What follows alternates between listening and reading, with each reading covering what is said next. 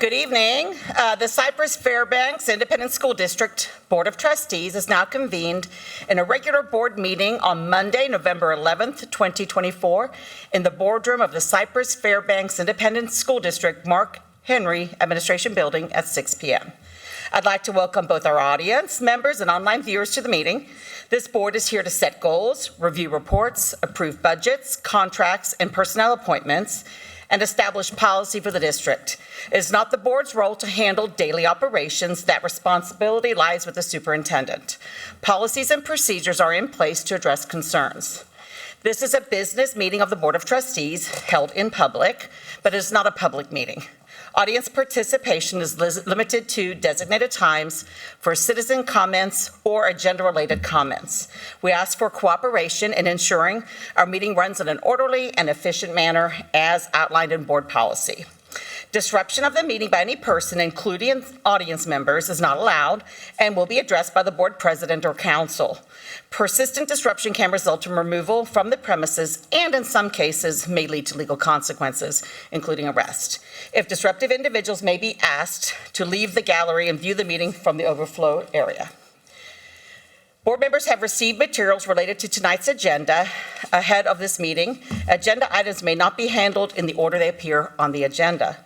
If the board determines a need for a closed session during the meeting, it will do so in accordance with the sections 551.071 through 551.084 of the Texas Government Code.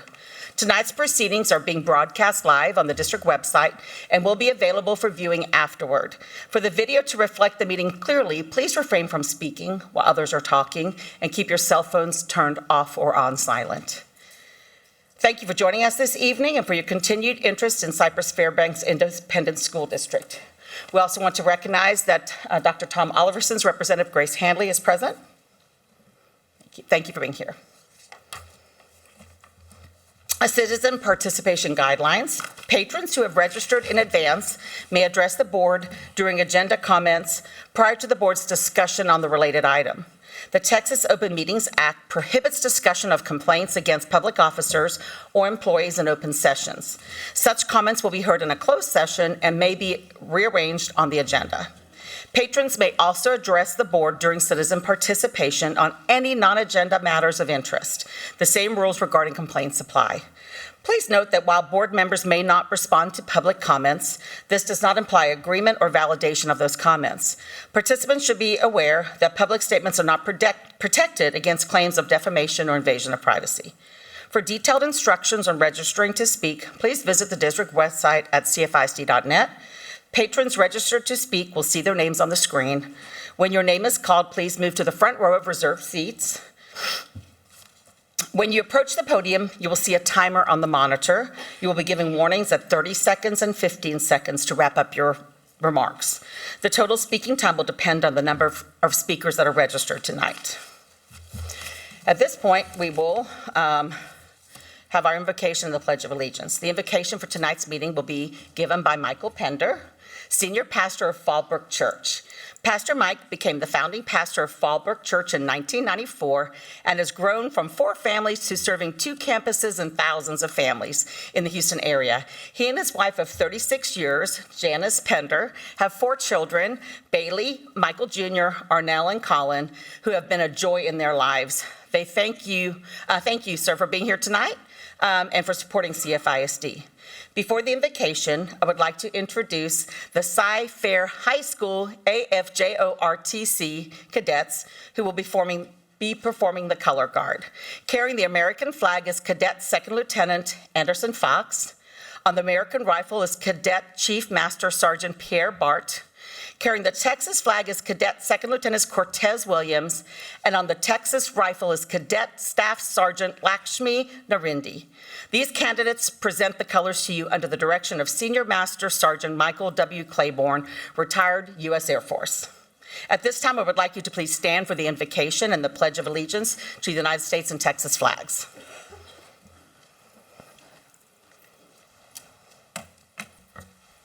Good evening. And on behalf of Fallbrook Church, we want to thank you for this gracious invitation. Let's pray. Father, we thank you for this amazing day and opportunity to celebrate on Veterans Day. We pray tonight for the leaders, faculty, and staff of Cypress-Fairbanks Independent School District, and that you certainly would crown their minds with wisdom, insight, and creativity for the future ahead. We thank you for their commitment to educating children as our premier district in our state. We pray for our students who are facing the most consequential decisions while getting an education than any generation before. May this meeting tonight be one of many steps to help our students be all you have created them to be. And we pray this in Jesus' name. Amen.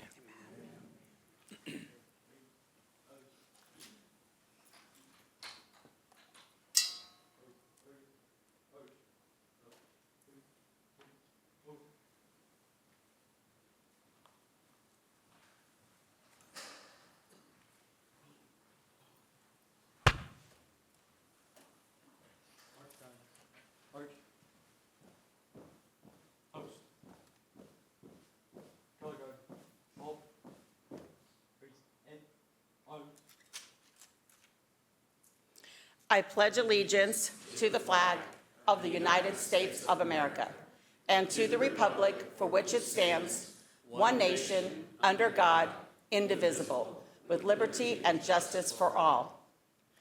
Honor the Texas flag. I pledge allegiance to thee, Texas, one state, under God, one and indivisible.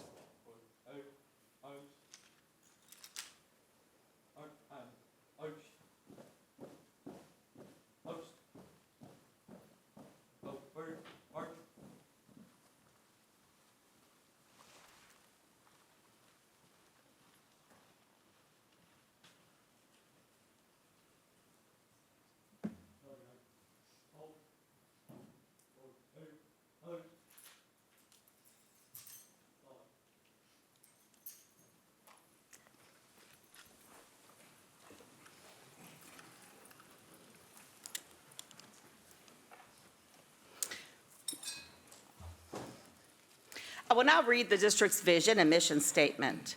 Our vision at CFISD is formed from the acronym LEAD, to learn, empower, achieve, dream, LEAD. We'll now proceed to the remarks and announcements portion of the agenda. The superintendent will make remarks and announcements regarding the honors and achievements earned by staff and students in recent weeks and provide information regarding district and community events or items of interest. Thank you, Dr. Killian. Thank you. October was filled with memorable events and occasions throughout the district. Please enjoy this October recap video highlighting how our students and staff are on the path to amazing.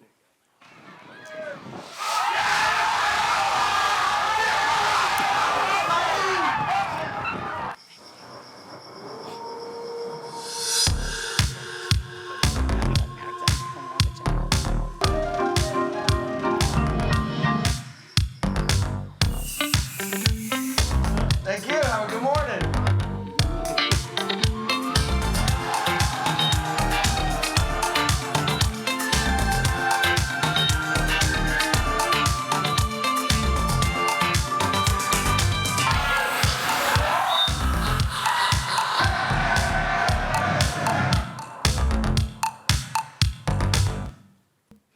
All right, the bringing out the best character trait for the months of November and December is empathy. Thank you to all our campuses for emphasizing strong character in all CFISD students.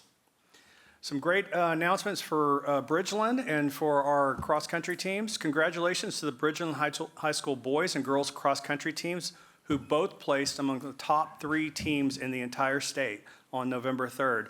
Bridgeland boys runner Benjamin Montgomery placed 2nd overall, and Bridgeland girls runner Lily Fawcett also placed 2nd overall. Congratulations to all of them for the wonderful work. The Back to Badge Committee, along with the Facilities and Planning and Construction, along also with the Nutrition Services Department, hosted the 12th Annual CFPD Security Department Appreciation Luncheon on November 4th at the CFISD Exhibit Center. Please enjoy this video recap from the event.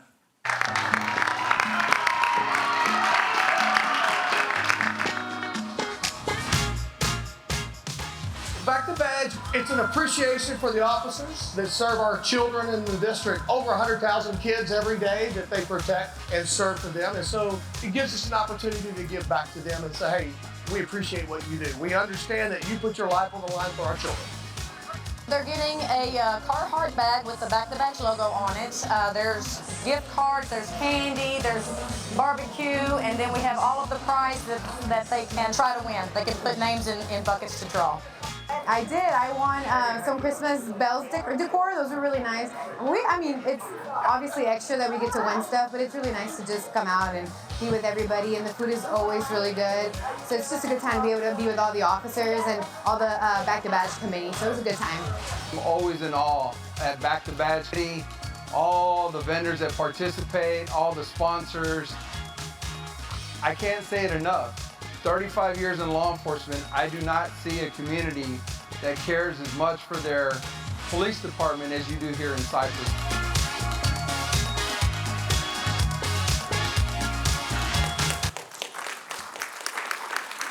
Schools throughout the district paid tribute to our community's greatest heroes, our veterans. Last week and today, in observance of Veterans Day on November the 11th, we'd like to thank our veterans in our CFISD community who have served and are continuing to serve our nation. Thank you very much, vets. Many of us have had family or friends or service members that have served our country and possibly have not come home from that duty. Please enjoy this video on the dedication at the stadium of these special POW MIA seats that pay tribute to their sacrifice. Since World War I, more than 92,000 brave soldiers remain unaccounted for, missing in action but never forgotten. These unoccupied seats are dedicated to honoring those men and women who selflessly served our country and made the ultimate sacrifice. Located on the concourse level of Pridgeon Stadium and Cypher FCU Stadium, each seat serves as a solemn reminder representing a place held open in honor of those who could not be with us. Every chair is marked with a special plaque engraved with words of respect and remembrance, ensuring that the legacy of these heroes lives on. This reserved seat stands as a silent testament to their courage, a lasting tribute to their bravery, and a visible symbol of our nation's gratitude. Today and always, we honor their memory.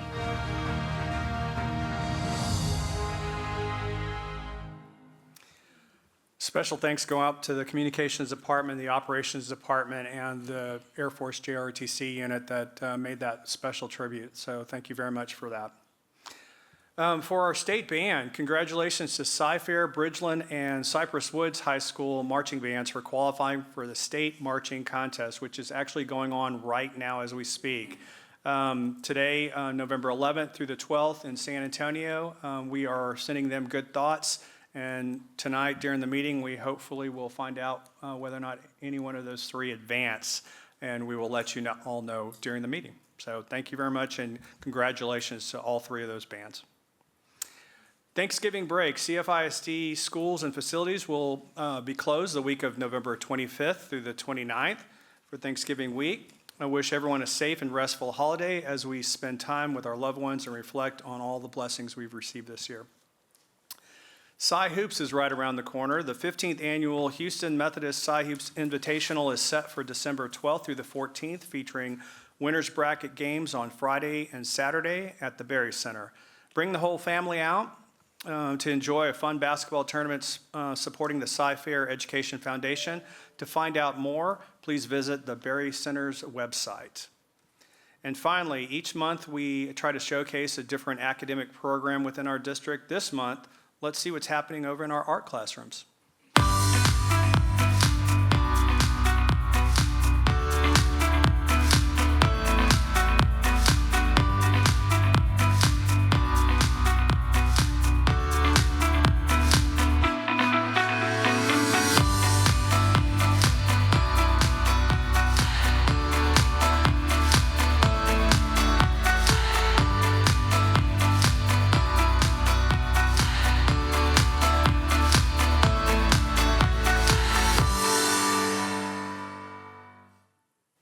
Thank you. That concludes my report.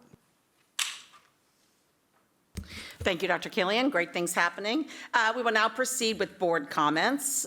Board members may make comments during this portion of the agenda regarding student achievement, district progress and data, community input and concerns, observations from school visits, meetings and conferences attended, district and community events and initiatives, or continuing education. The board may not take action on items discussed. So we will now proceed. If we can start maybe this side of the dais. Mr. LeCompte. Thank you. Members of the audience and folks that are viewing this at home, welcome. I just want to give an update on some of the school visits that I had this past month. I was able to visit with Smith Middle School. Erica Good gave me a tour of the facility. A great meeting with her. Also Lambkin Elementary School, Jill Brister. Walker Elementary School, Kimberly Dameron. Copeland Elementary School, Stephanie Berger. Wilson Elementary School, Kia Willis. Sheridan Elementary School, Renee McIntyre. Cy Falls High School, Becky Denton, and also Holbrook Elementary School, which is Rebecca Mendez is the principal there. Had a great meeting with her. I also want to kind of give her some kudos to just the fact that they're maintaining such a high attendance rate, given the very transient population of kids that they have there. I think 72% of their students are in MDU apartment complexes, and a lot of the community members have bought in to actually join in and help out and volunteer in the school district. So I just wanted to really recognize her. But all the visits were fantastic. Just incredible staff that we have at Cy-Fair. That's probably one of my favorite parts of doing this job, is to be able to get out there and see what's going on the campuses. We've got some tremendous leaders in our school district, and the teachers are absolutely incredible and full of passion for teaching these kids. So I wanted to throw that out there. In addition to that, congratulations to those that participate in the band competitions, like we kind of touched base earlier. I know that's where our board president, Scott Henry's at. I found out that Cy Woods had probably their best performance of the year out in San Antonio. So we should know by 9 or 10 o'clock where everybody finishes up. The back to badge event, hosted by a couple of local sports radio hosts. Is it 790? Is that 790? Sean Salisbury.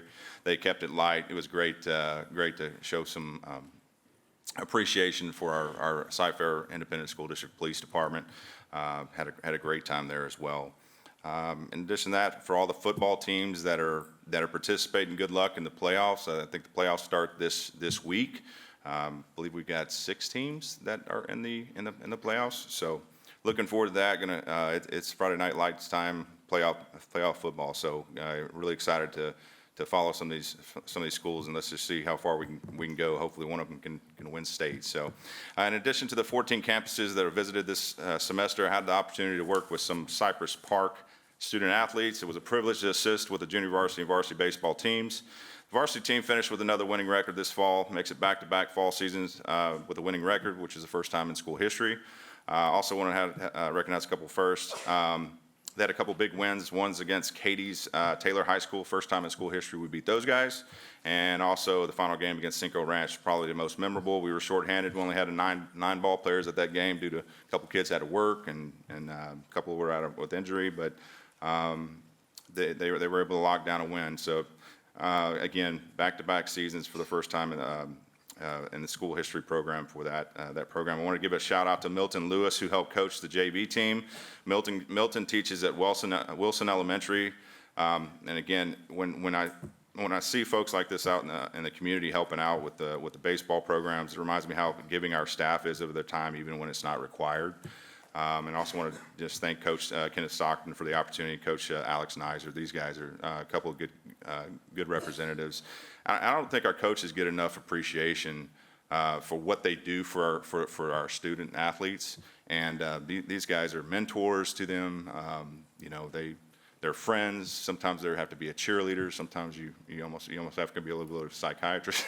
So anyway, I just want to tell everybody out there that we've got so many positive things that are going on in the school district, and I'm just excited to be a part of it. And again, just You know, just to kind of close, I'm also thankful that we have a school district that offers parents such a variety of studies and a choice by helping their students decide on so many good options that we have in our school district, whether it be athletics, fine arts like band, choir, orchestra, one-act play, art, CTE certification offerings, along with a plethora of advanced level courses to choose from. To see the excitement and dedication from our students and our teachers in the district, in the words of our superintendent, it is nothing short of amazing.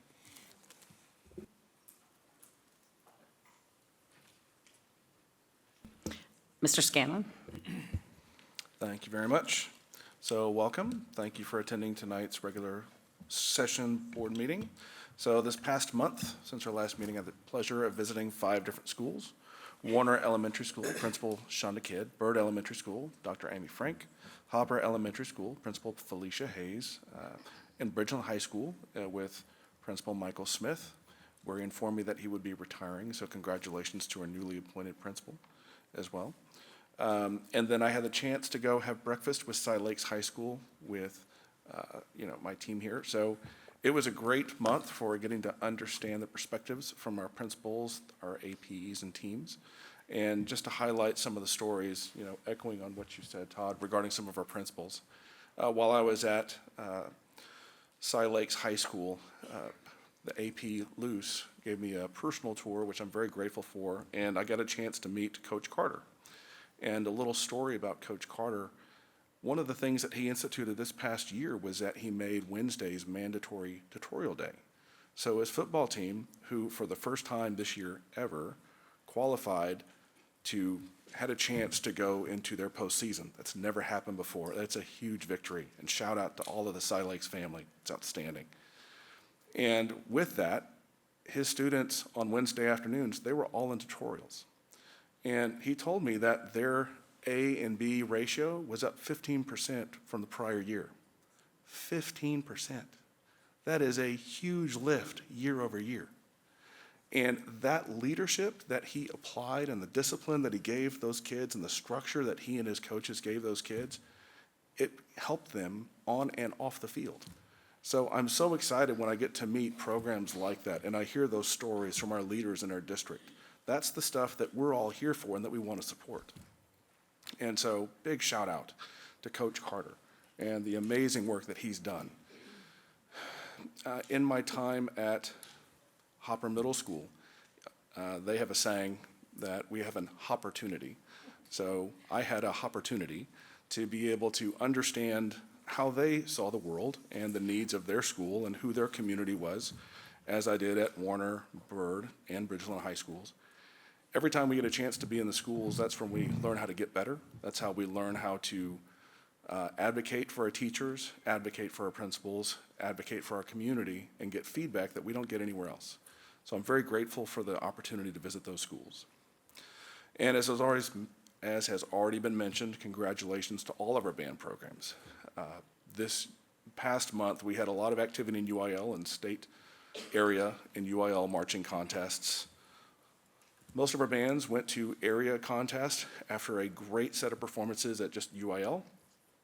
And from area, we had 3 bands that have now proceeded to state, and as we've already said, we'll find out how they did tonight. A quick note, I've been in and around marching band activities for a long time, and I'll leave it there. We had some odd 6 different lightning strike delays that evening. The last band was scheduled to go on at 4:30. I don't think they went on until about 10:30. I showed up at 9 a.m., stayed for most of the day. I left about 9 p.m., a little bit beforehand, just because I had stuff that I had to take care of with my family. But our kids were troopers, and it just showed the resilience of our staff, the resilience of our students, that they dealt with a very trying opportunity to perform. It was hard, it was wet, everybody was soaked to the bone, and they still came through and put their best performance on the line, because what normally would have been a finals performance, they didn't have a finals performance for the first time, I think, ever. They simply had one run at their show, and that's what they used to qualify for state. And the bands that we had that are at state right now, all of them started at 8:30 p.m. or later. So hats off to our team. I had a chance to speak with all of our band directors. Those guys fight for our kids. They're in there every day helping our kids get better, and I'm so grateful to be a part of that team. Lastly, and I'll finish my comments with this, Happy Veterans Day to all of our families and heroes that have served here and abroad, and thank you very much for everything that you've done for our community. That's it. Thank you, Mr. Scanlon. Mr. Ray? So welcome, everyone. First and foremost, happy Veterans Day to all of our veterans. This is, as my colleagues to the right have said, this is an exciting time in CFISD with competitions of all sorts of athletic events. Again, we've mentioned it, but it's worth repeating. Good luck and congratulations to Bridgeland, Cy-Fair, and Cy-Woods bands for making it to the UIL competition. I know they're representing Cy-Fair wonderfully. This is actually my first year as a band parent, and so it's so impressive to see the many hours put in by the students, the directors, the volunteers. Of course, football playoffs start this week with Bridgeland, Cy-Woods, Cy-Springs, Cy-Ranch, Cy-Falls, and Cy-Fair High School, all representing CFISD. Check out the games. I'm sure we'll see you there. Friday night lights are in full effect. This past month, I had some great campus visits as well. The principals Clinkscale and Martin at Arnold Middle School and Cy-Fair ISD were very gracious and welcoming. It's always great to walk through some of the legacy schools that are packed with so much history in our district. I want a special shout out to all the Cy-Fair High School staff over the years who've cared for and preserved the numerous historical artifacts and items from that campus and the Cy-Fair community. It was really a treat to go through there and see all the preserved items, the books, the photos, the yearbooks. I tried to find Christine's yearbook. I couldn't find it. It was a lot of fun for a history nerd like me, and so shout out to all the people, the unknown folks who for years have really cared for and preserved all of those items of historical relevance to our community. Last week, I also received a very thorough tour of Black Elementary from the Student Council. Again, thank you, Principal Moat and her staff for the visit and all the wonderful feedback. And speaking of feedback, when I go on a campus, I try to make the most of every visit and elicit as much feedback from campus leadership and the teachers as possible. It's important for me to learn about key issues, including the transportation, teacher retention, student performance, budgeting concerns. Every campus visit has been extremely informative and helpful when developing district goals and directions, so I appreciate their time, their feedback, and their willingness to discuss these important issues facing our district. This past weekend, as a matter of fact, on Saturday, I had the opportunity to be a judge in the District 8 Future Business Leaders of America competition. Yeah, it was cool. We had hundreds of well-dressed and professional students from Cy-Fair, A-Leaf, a number of other districts. They all participated in a number of events dealing with a myriad of business matters. There was plenty of SWOT analysis and quarterly budgeting discussions. Shout out to Courtney Newberry and Jeff Parkholtz and all of those involved in hosting and conducting this really cool event in the district this past weekend. So one of the absolute best things is the election is over. No more commercials during football games. I'm receiving far fewer text messages. But now the advocacy work ratchets up a notch. Your CFISD board, the admin, we're working diligently with our elected leaders to recruit champions for our funding cause in Austin. We're getting good support for important initiatives, including adjusting the homestead exemption formula to provide relief to districts like Cy-Fair that prioritize tax relief. So our work continues as we continue to build momentum towards reasonable and practical funding for CFISD and all Texas public schools. And a final comment on that is I know there's some perceptions of division within the district, but I can say that this entire school board and administration, we are all united on this issue. And we're working together to support and advocate for our teachers, our students, and a strong public school system. Thank you. Thank you, Mr. Ray. Mrs. Heineman? Sure. Good evening. So my visits to campuses and events around the district are shared on my social media on an ongoing basis and a weekly update. So I won't give an update here tonight. But I will say, spending time with students, teachers, and staff fills my cup and reminds me of my why. There are a few highlights, though, I just want to mention because they are so special. We held for the first time a special art exhibit in our art gallery in the Visual Performing Arts Center next door. This was an art show of our art teachers. This was a vision of Lee Carrier, who is the director of our visual arts program. It was something that was embraced by our long-range planning committee and our CFISD community with the 2019 bond. To have a space like that, a real art gallery within our district that we can use to showcase our students' artwork, visiting artists, and in this case, our art teachers, is really incredible. I'm so proud of the talent of our art educators, what they pour into and nurture and grow the talents of our students. And this is one reason why CFISD has repeatedly been recognized as a district of distinction for our visual arts education. I've also spent several afternoons with some special students and teachers at multiple campuses in our special education classes. I got to visit with some students in a box at a football game when they're wearing their mums that were made for them by other students. I've spent time with administrators and teachers just to try to better understand the complexities of teaching students with significant disabilities. Spending time with special education students and teachers is a reminder of what opportunity for all really means. Where other school systems may screen students or deny enrollment to students with special needs, we embrace them in our local schools, and we strive to serve all students and families. This is one reason why special education is a legislative priority for this board and for our school district. We've had a significant increase in the number of students who require special education services. We've had significant underfunding of our special education services within Texas and within the district. And there's a significant shortage of special education teachers and paraprofessionals. They require advanced certifications, additional paperwork, and they really need additional support. It's demanding work physically, mentally, and emotionally. Before I leave that topic, I want to give a special thank you to the Cy Lakes Life Skills students who made a special batch of their spa products just for me with my favorite scent. So shout out to our Spartans. Love it.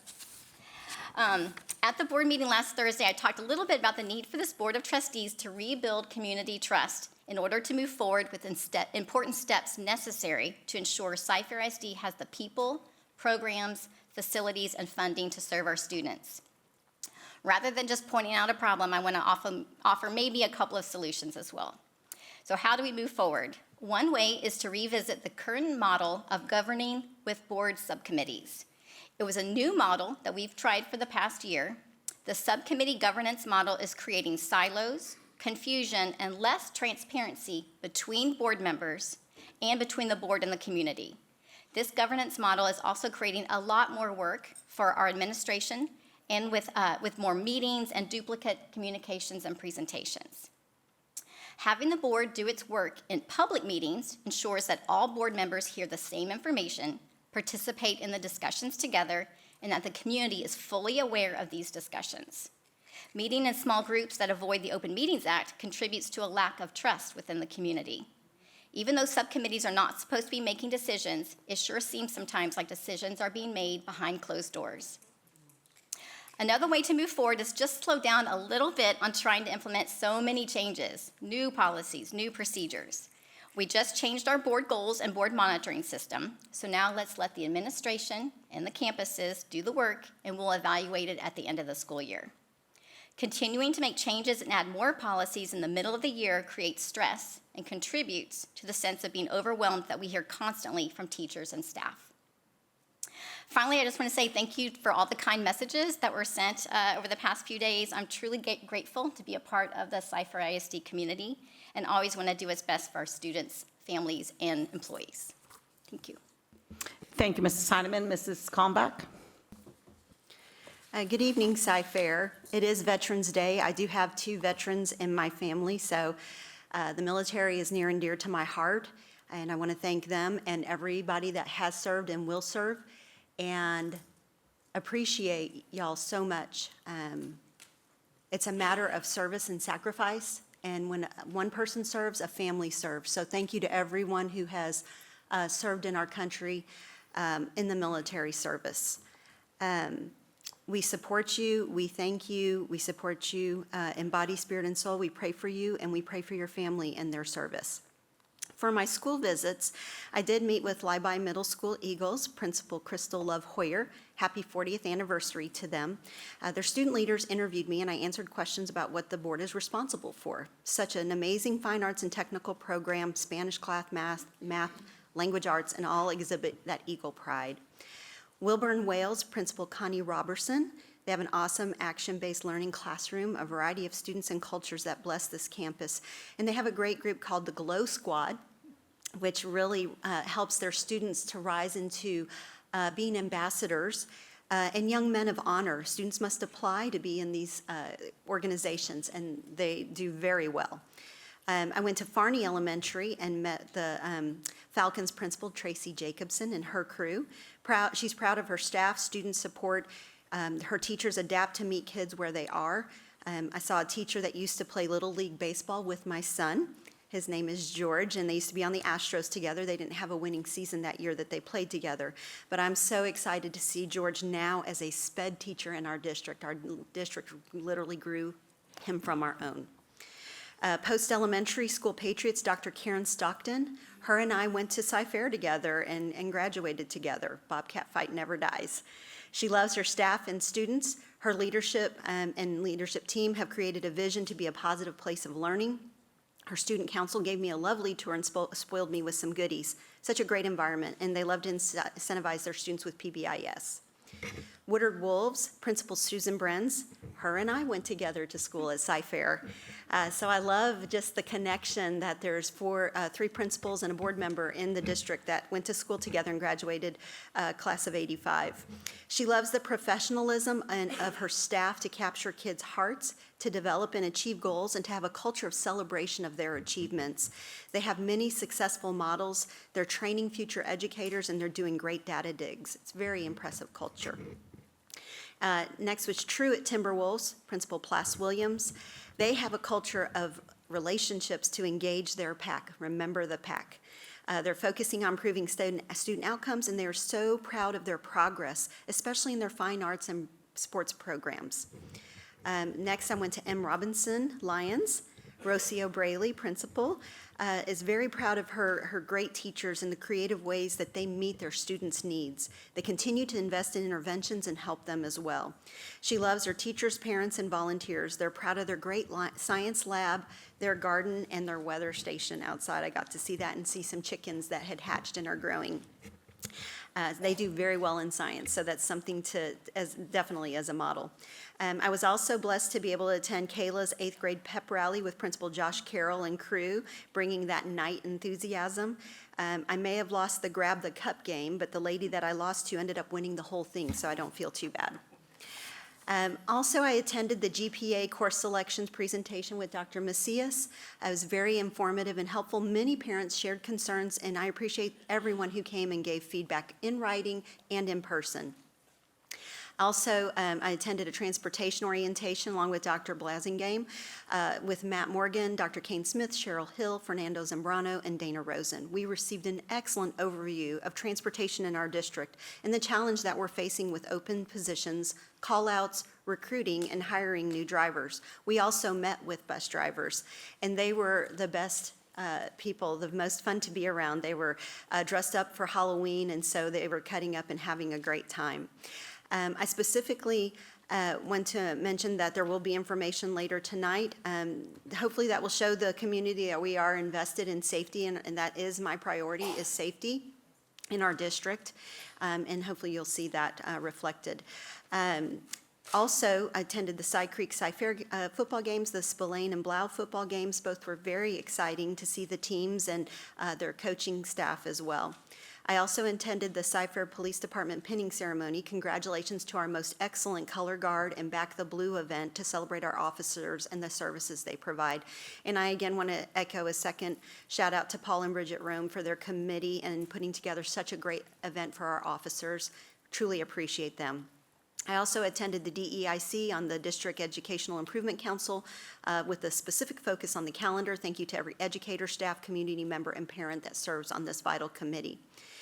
Congratulations to our bands.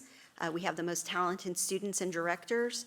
Also attended the Cy-Fair Educational Foundation. It was an honor to attend this amazing event to honor Trustee Ray's brother, Jeremy, who lost his life in the line of duty, to be recognized, and congratulations to Chief Amy Ramon on winning this prestigious award. The community really came together to support the students in scholarships. I also had the ability to meet with Owens Horn and Feast Cub Scout Pack 1187. I shared the basics of voting, how important it is in our community, and what that voting process looks like to the pack, so that they could earn some pins. And I also attended the HEB grand opening in Bridgeland and appreciate HEB's support of our community. The election is over, and we know that there are people that are happy and there are people that are sad in our community. And I'm really hoping that we can come together and try to work together on the common good for our community. Where we have common agreement, let's work together on that. We will hear everybody with their opinions, but let's be respectful and have integrity and hear people out, but be respectful, not to attack people, but to share ideas and share what you're passionate about. We want to hear that. So thank you so much. Thank you, Mrs. Kalmbach. I'll give my report, and then we'll have a committee report. I want to first take a moment to thank God for the men and the women who bravely serve our country, and in many cases have made the ultimate sacrifice for the liberty that we experience here in America. Greater love has no one than this, to lay down one's life for one's friends. I want to thank all the campuses and students who took time to honor and thank our local veterans. And I include my wonderful brother-in-law, Gary, who served as a pilot in 2 wars. We honor your courage and your service to our great nation. God bless America. I also want to repeat, Ms. Kalmbach said, but respect and appreciation for the Transportation Department. She mentioned those we met with, and they do a really excellent job, efficient job of leading the Transportation Department through really challenging times. They make sure that their drivers and assistants are successful, they're well taken care of, and get the opportunity and the support they need. I want to call it a few innovations that increase customer service. They have a call center that meets parent communication needs. They track it so carefully, and they have a really positive team to make sure that they're up with questions that are being asked. The Ride 360 app has gone through, it's a new app, and it's gone through some iterations that really streamlines communication and safety. And the discipline and the special education support role as well. And they've integrated PBIS, which is just the language of campuses, and how they really deal with that, the flow of discipline between the bus and the school. And it was really very impressive practices. And even talking with bus drivers, they have also felt that improvement. And so I just congratulate the transportation team, knowing that that is something that will help us attract bus drivers, because one of the things they always say is pay, and they also say that they definitely want that support when there's concerns. They want support with any discipline concerns, and also making sure that parents are able to treat them with respect. So thank you very much for showing us. And again, one of the learnings, we discussed it a little bit on Thursday, but it is very, it's actually quite rigorous to become a bus driver. And so maybe 2 in 10 make it through the process. I just encourage all those. It looks like there's some real, in some of the changes, there's some real job satisfaction moves that have happened. And so check out bus driving, see if that's something that might work for you, because we definitely could use that. We'll have a budget item later tonight that we'll look at, and that's something that maybe we'll be able to improve our ability to recruit them. And I have asked for the item to be added to the agenda for December's board meeting. We're making some moves tonight, and it's a process, but I'm asking for us to add, to put an agenda item on December to continue the discussion about reinstating bus routes for those areas as quickly as we can, if we can recruit the drivers to do so. And I want to finally wish Carol Moore and Austin Baker the best of luck at rodeo. What fun. These people keep it fun by competing in a competition of driving a bus through like an obstacle course, like a rodeo in a school bus. And so I didn't even know that existed. I think that's very cool. I think we may be the national champions soon, so I wish them the best of luck. I also want to appreciate Dr. Killian, Dr. Macias, the whole administration team for sparking the conversation regarding GPA, class weights, options for career courses, weighted GPAs, et cetera, and the role of PACE and health. I'm excited to see what continued dialogue will look like in those areas, because there's very important topics that will help us to improve our goals that have been mentioned and our vision and our mission for our students. I also propose the option of looking at maybe an advisory type program that meets those same objectives as PACE addresses, but does it over the 4 years of high school, not just in that freshman year, really helping us to reach the portrait of a graduate and making sure each child has, over the course of high school, a solid plan for enrollment in school, employment, or enlistment at the end of their high school career. To me, every time that we can continue to build our schools better as factories of hope, that's important, and making sure each child is able to reach their full potential and leave with a plan. So I'm very excited that those conversations have started, and I think that's just the beginning of where we can go as a community to discuss doing the very best for our graduates and our students. What I also learned in the process is that there continues to be a need, and I definitely appreciate our administration really taking steps out to go get voice from the community, to hear from parents, to ask people, and to get feedback on what we need to do to best serve our students. And I just think there can be more and more of that. I've always advocated for that voice part. Increased parent voice is necessary. And so I really, I'm wondering if I've heard at different times that there is a concern for folks about the structured way to get their ideas heard. We have PTO at elementary, and that kind of blends into like individual VIPS roles in middle school, and then spreads out to no truly representative parent organization in high school unless you have an athlete or a student in a major activity. So I don't know if this is a concern. I've heard it out there, but if it's a large enough concern, then people can raise their voice and say, let's really look for a way that we can increase or create other ways for authentic parental engagement and involvement in children's education all the way through high school in our district. I also wanted to, it's kind of a lost item, but it's such a big deal as far as really compensating teachers properly. And I want to appreciate our team who worked on the teacher incentive allotment. It's a very complicated and detailed process, and I'm very eager to hear about our validation process. Right now, our data went off, and we wait for that to come back. So I appreciate those steps that we've taken to include this. It's money from the state that helps teachers, have more money in their pocket. And so I hope that we can find a path to include every teacher in the process in every content area, so that they can have a chance to increase their earnings. And those earnings are earned based on student outcomes, like their student growth measures, their performance in the classroom, their teaching practice, and also the level of need of the census area in which a school sits. And we know now we have reached 61% economically disadvantaged as a school district, and that is very challenging to make sure we can meet the needs. And so all of this can really incentivize people to go teach in our Title I schools. And we have an opportunity to have the very most effective educators teaching everywhere, including places where students really have that need, and we have larger turnover on some of the edges of our district. That is something we've looked at in our teacher Recruitment and Retention Committee, and we'll continue to explore how we can do that. So I am very pleased and excited to see how we can get this additional pay for our teachers that comes from the state, not from our local dollars. And I know that we can, I believe with our goals we've set and the collective work of the community, we can definitely get that extra pay for lots and lots of teachers in our system. I also appreciate the work done by the ASVP committee and the administration to get the strategic planning goals set that we did at the last board meeting. And we appreciate the report on our beginning of the year literacy and math for our younger students in kindergarten through second that was presented on Thursday. I do encourage anyone who didn't participate on Thursday to take a look at that data. We're headed in the right direction. We're honing in on each student in the core things, which are reading and math, and making sure that each student is making progress, even with goals that track. If a kid wasn't ready when they left one school year, what are we doing to make sure that they are growing every day in our system, every month in our system, with reports to the board on a regular basis? And I know what's going to happen. It's going to take everyone. And so I will be proposing and asking for the ASVP committee that we discuss starting a reading volunteer program where we can continue to help kids learn to read. If you have it in your heart to be a volunteer reading tutor, let us know. It's going to take all of us to reach our goal. We had lots of students at the beginning of the year not quite there yet that are still approaching that level. And so I could see this being such a wonderful community effort where we all come around our children to make sure that they can succeed even in challenging budget times.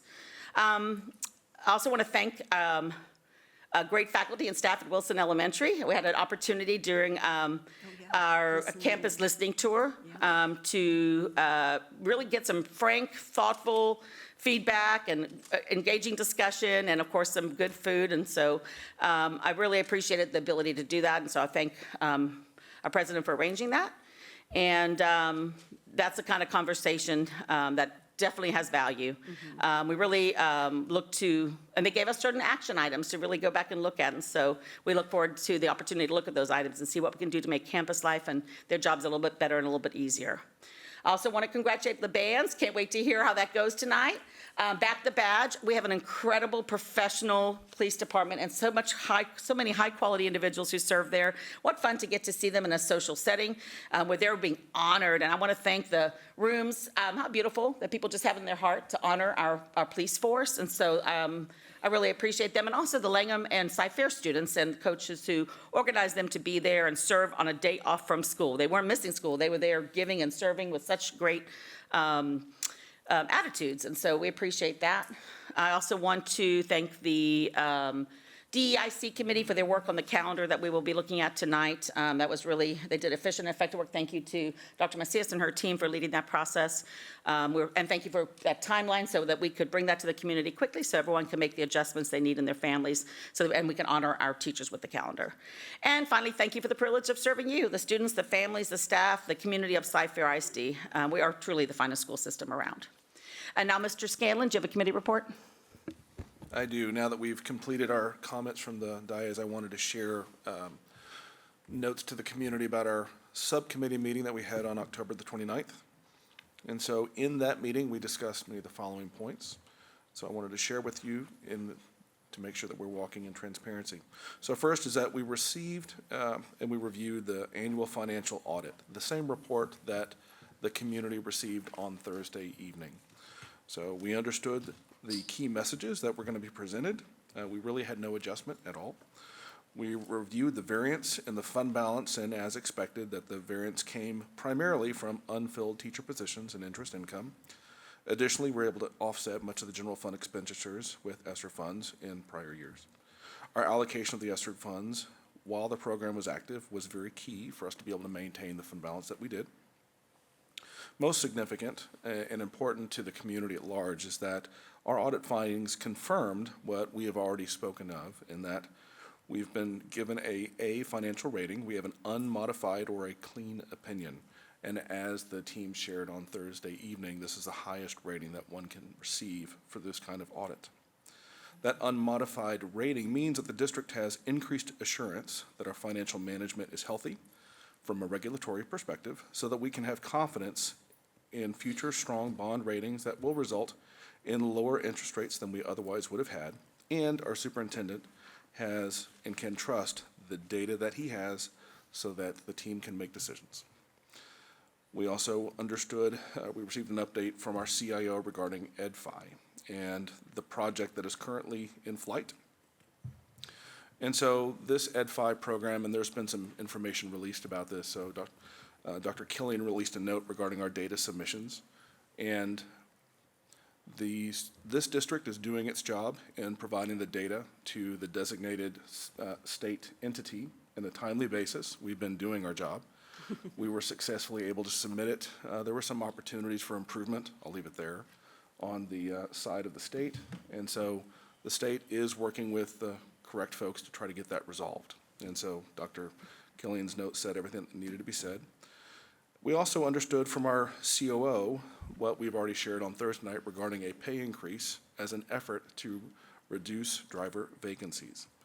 So as we look at the plan for thinking about returning school bus service to our community, part of that has to be answering a very critical question of how do we lower our vacancy rate.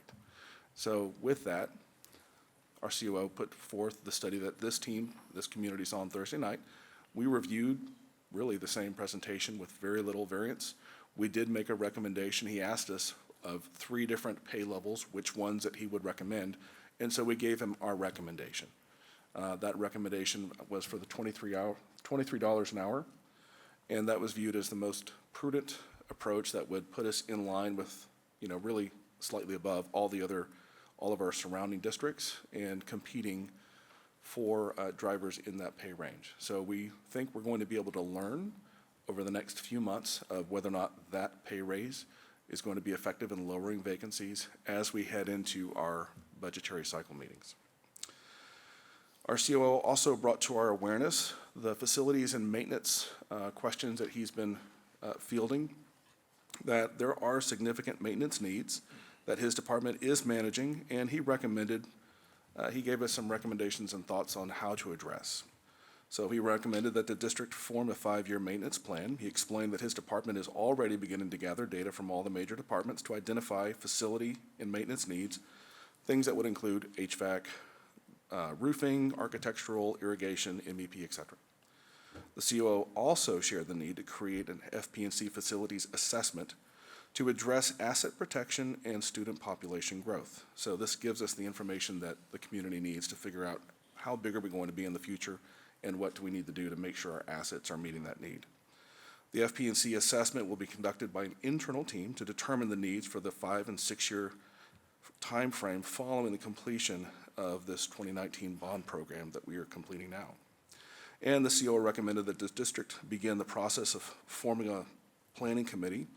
And the subcommittee and admin requested that he continue with this internal planning and bring recommendations to the board as he understands more information with new recommendations.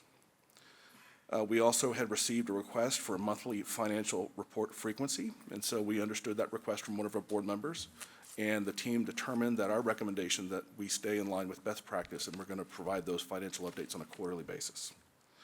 And lastly, we understood from our CIO something called a JETI application program, and our CIO updated the subcommittee that an energy company that we'd been tracking had followed through with the plan to apply with the state comptroller and the governor's office for a Jobs, Energy, Technology, and Innovation Act partial tax abatement for 10 years.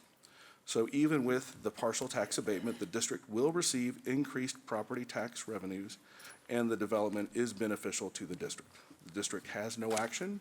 We were just being made aware of this third-party company and their action that they're taking with the state, of which we would receive a benefit. So that is my update. Thank you, Mr. Scanlon. We will now proceed with citizen participation. I'm portion sorry. of the- Sorry. I'm Oh, sorry sorry, to interrupt. Ms. Kalmbach. I do have Thank you. a short update that I want to provide for the Academic Safety Vision Planning Committee. We did meet last week, and we went over the guardrail in the district improvement plan for safety and security. We'll be looking at that, providing hopefully a monthly report to the community with the school safety checks, door sweeps, things like that that we're doing to ensure that our campuses are safe. We also went over our vision and mission that was actually created in 2011, and we're looking at moving forward with a strategic plan with intention on that. So that's something that we'll be looking at in the future. We will be doing a team of 8 training in December. And then also, I asked for an update on our District of Innovation. That is one of the first things our board passed was District of Innovation, which gives us the ability to hire out-of-state teachers, let teachers teach outside their grade band, to also hire teachers that are CTE specific, and then also our calendar to be able to change the start date, because the state law of Texas requires that we start the 4th Monday in August unless we are District of Innovation. So on that, we as a board made a commitment that we would look at uncertified teachers, vacancies, and substitutes, and I wanted to give you an update on that. Thank you, Dr. Stewart, for the information you provided. We have 172 uncertified teachers enrolled. We have 296 long-term subs serving as teacher of record. We have 468 total uncertified teachers out of 8,000 as of November 7th. It's about 0.6%. We wanted to be sure that we didn't hit over 25% on any given campus, and we obviously are nowhere close to that. So I want to thank Dr. Stewart for that information. Dr. Macias is going to present information on the calendar tonight. I'm very proud of the work that this committee has done, and I think that the board is very supportive of the DEIC and the calendar work that's been done, and I appreciate everything starting earlier this year to give proper notice and to really collaborate and work together and give notice to our community so that everybody can prepare for that in the future. We also received the information on the course selections, class rank, and GPA. Dr. Macias will give an update on that. We also went over our formative assessments. We're going to be getting beginning of year updates, middle of year updates, and end of year updates on the systems that we have in place that are tracking our students in reading and math. And then we also went over again the status of the strategic plan. So we have some action items coming up on that. I do want to highlight also CTE is super important. If you have an older elementary school student, as you get into junior high, you will be hearing information about career and technology choices. If college is not your student's choice, we have so many options in Cy-Fair. So I really want to encourage you to attend those curriculum nights where they're going to talk about CTE, and you'll get more information on that in the junior high and the high school levels. Thank you to Mark Williams and everybody that works in our CTE. We have, I believe, over 30,000 students that participate in CTE and Cy-Fair. So it's an amazing, amazing program, and lots of students are blessed and benefit by it. And that's my report. Excellent. Thank you, Mrs. Kalmbach. And we will now proceed with the citizen participation portion of the agenda. Oh, does he need? Forgive me. Thank you, Just want to Mr. get a LeCompte. quick update on policy. Obviously, what we're bringing here today in regards to CS policy CS local. It's long served as an administrative guideline, but it was never formally documented in regulation or policy. This update memorializes a policy providing clarity and ensuring that staff have clear, accessible guidance moving forward. By formalizing this policy, we aim to create a consistent standard that supports effective administrative practices across the board. Also wanted to let everybody know there was no administrative policy, other administrative policies from administration that was brought to the table, and we did have a special request maybe to look at something moving forward. But I think Marnie has to kind of digest a little bit of that. So anyway, that's an update on policy. Pretty quick meeting. Thanks. Thank you so much. Let's double check. Any other policy, any other committee reports? Fantastic. Well, now we will proceed with citizen participation. Is there an update from the Teacher Retention Ad Hoc Committee? No update. Thank you. Thank you. Okay, we will proceed with citizen participation, and I will turn it over to our board secretary, Mr. Justin Ray, to continue. Per BED Local, patrons may address the board during the regular board meeting under citizen participation on any matters of interest or concerns that are not posted agenda items. Individuals may only register to speak one time per meeting and must register in advance. Each speaker will have 2 minutes this evening. Our first speaker this evening is Bob Covey. Bob? Thank you, and it's Covey, but that's all right. Took Matt Morgan 3 years to get it. That's okay. So tonight I'm going to talk to you about the TASB seat that CFISD is not filling. We as a large district have this seat that is for us specifically. This has been for us since 1994. We were a member before that for a number of years, but we received or reached the large district seat that is reserved specifically.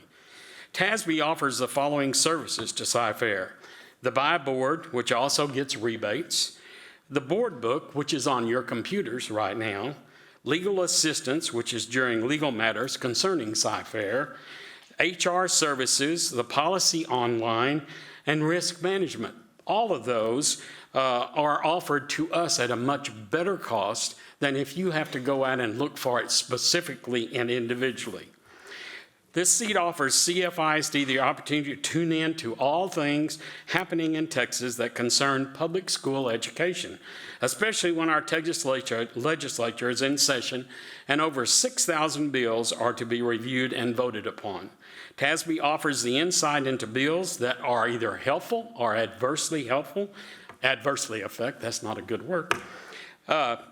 And I'd also remind you, I know that there are some people on this board that believe in this TEE, Texans for Excellence in Education, which is an offshoot trying to challenge TASB. There's only 3 districts that are members. 2 of them have dual membership with TASB and with TEE. It is time for this board to fill that seat and become part of the most school districts across the great state of Texas.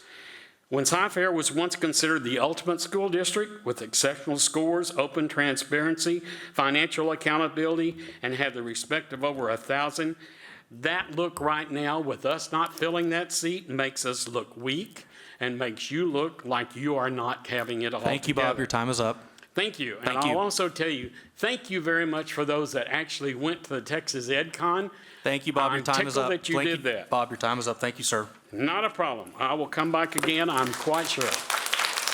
Marcus Emanuel.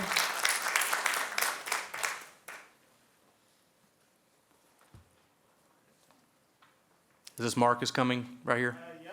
If you're going to be a speaker, I'd ask that you please come down to some of the front rows so we can get through the citizen comments. Marcus, you'll have 2 minutes. All right. Thank you for this opportunity to speak. I greatly appreciate it. My name is Marcus Emanuel, and I'm currently serving as the student body president at Cypress Ranch High School. Now, I'll acknowledge it. CFIC and us as a society in general have made great strides when it comes to inclusion.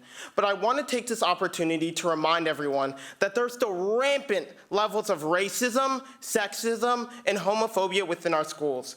From what I've heard from my peers and from my own experiences, students, and I'd go as far to say some staff members have been exhibiting these traits. Now, we can use the excuse that these are just jokes, or the person in question had no immoral intent, but it's still extremely demoralizing. It makes it to where kids might not even want to show up to school anymore. My junior year, I did a survey with a sample size of about 400 students from all across CFIC. And I asked them if they experienced any level of discrimination while they were at high school. And the vast majority of them, about 80%, said yes.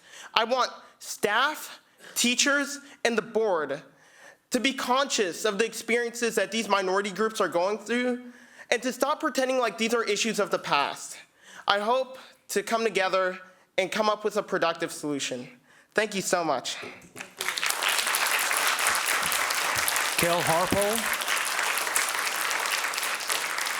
Kel Harpole.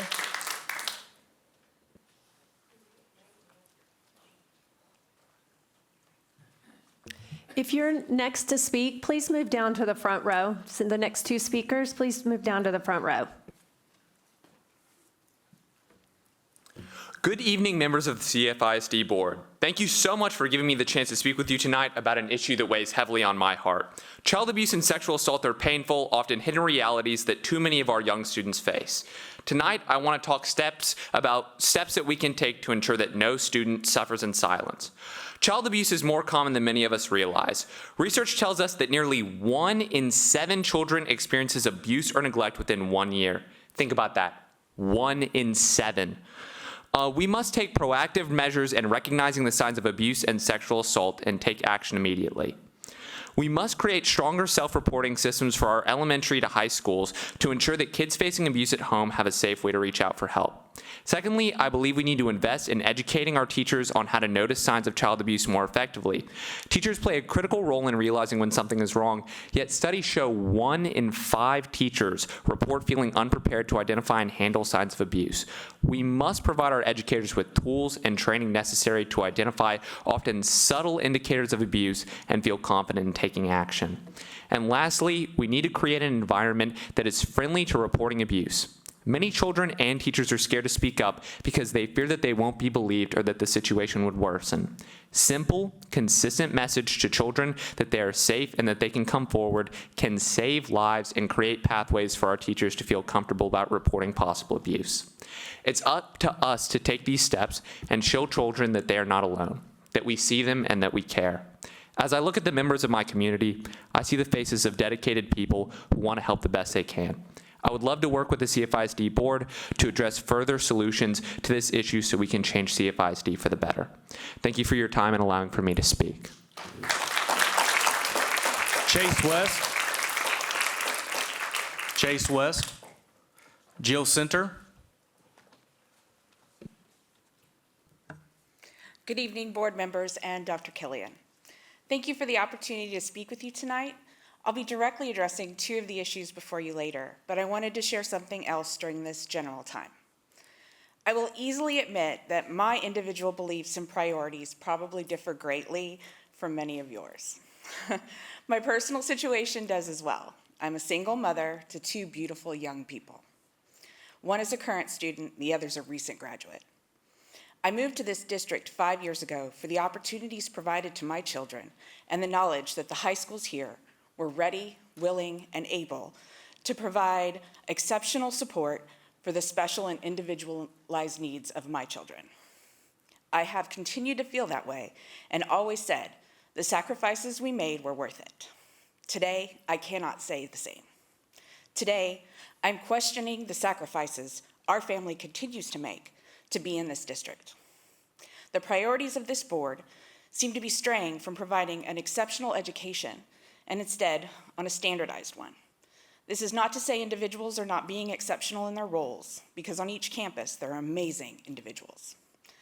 But I hope that you will commit to focusing on what makes Cy-Fair exceptional and not on straw man issues that waste time, talent, and resources. The board should listen to all voices with an open mind. I do not say an open heart, because this business between us, and it is business, the school district and the community should not be based on hurt feelings, biases, or preconceived notions. What is best for my child is up to me and my child. What is best for my child's education is the job we should do together. Thank you. Jared Hostetler.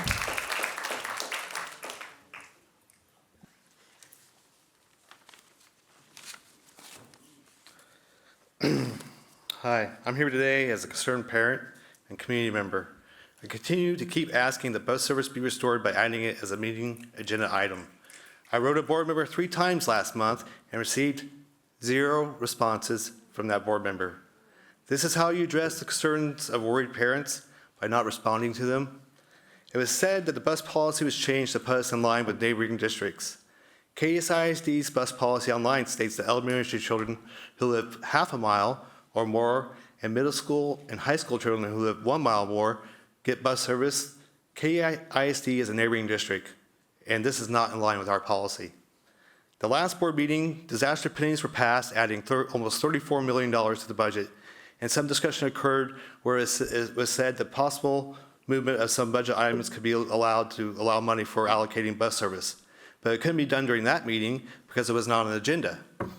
You could have called a special board meeting to address this bus service sooner rather than waiting another month. Bus service is an urgent safety item that should be addressed with any resources as soon as possible. This is not a luxury item as is called in the past meeting by a board member. Here we are again at the next month board meeting, and still bus service is not on the agenda. It appears 2 more children have been struck by vehicles when walking to and from school since the last board meeting. This makes 6 children I know of, and social media is full of unconfirmed reports that may or may not have happened. I asked the board to take the children's safety seriously and make it a top priority like you claim it is. Please make the path to amazing a safe path. Thank you. Oh, and I have a copy of the KDIC's bus policy. Cheryl Leo. Is it Lau? Yeah, thank you, sorry. Cheryl Lau. Several kids have been hit by vehicles since 79 bus routes removal at the beginning of this year. 1 from McGowan, 1 from Smith, 1 from Treat, 1 from Watkins area, and there appeared to be another last week from Cy Park area. Before, when these accidents were happening, there were letters being sent out to the parents to make them aware of the incidents, avoid false news being spread about them, and the need for increased safety. The perception is that for the recent couple of incidents, the letters have stopped being sent out to the parents. Since the new leadership has taken their roles since the last board election, there seems to be nothing but tragedy. Tragedy of children losing their librarians and the children only able to get new books once every couple weeks from the library. Tragedy of children losing their buses and finding out only 18 days before the school year started. Lastly, and by far the worst, is the tragedy of children getting hit by vehicles going to and from school. At least 4 so far, in less than 3 months since school started. Does any of these sound like we're on the path to amazing?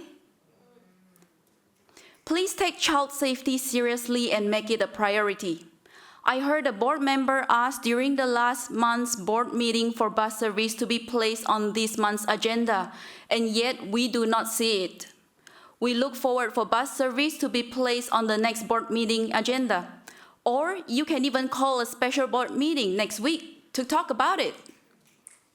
Please remember, students need to be able to get to and from school safely, to be on the path of amazing. Thank you. Samantha Mosier.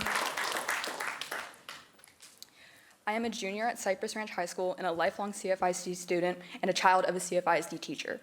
Every day, I and many other students are seeing and feeling the effect of Greg Abbott's withholding funds from public education. I watch parents volunteer at Byrd Elementary School every week as crossing guards because we don't have the resources to ensure their kids a safe walk home. Our lack of funding is restricting so many students from achieving their goals and pursuing their passions. I am vice president of my school's art club, and I have been told countless times by former members that they cannot participate in the club this year because there's no late buses to take them home, and they're treated like criminals if they stay on campus. Destination Imagination, an extracurricular I have been doing now for 8 years, was almost stripped from me and my friends because the district is no longer paying for teams to participate. We were able to allocate funds ourselves, but how many children are being denied access to something they love simply because they cannot afford it? Students are falling behind and losing access to basic privileges they should be guaranteed, like clubs, sports, and safety. Student educations and livelihoods are being sacrificed because you, the board, are not advocating for us. How many more students will be hit walking to school? How many more students will be forced to quit the activities they love? Speak up, represent us. Thousands of children are feeling the weight of your silence. Be vocal to the state and defend our public education system. Thank you. Ashley Buckner.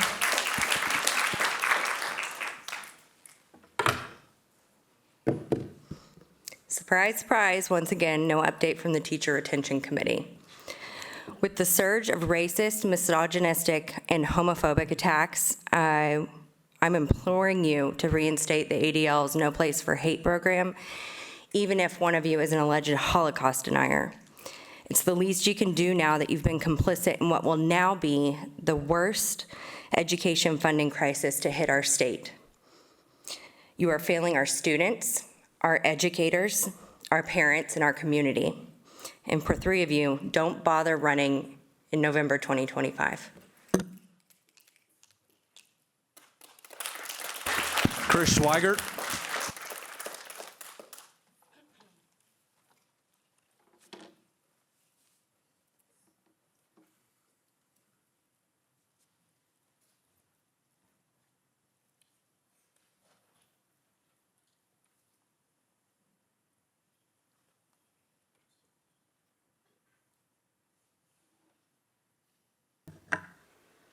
First, I would like to thank Mr. Scanlon for always being there for our band students. We had a private conversation. You know how much I appreciate it. It's so wonderful to hear you speak so wonderfully about the band systems when we're listening to other men on the dais speak about our amazing coaches. The coaches of the bands are just as amazing, just as strong a role model as any young man who doesn't have a father could ever wish for. Data.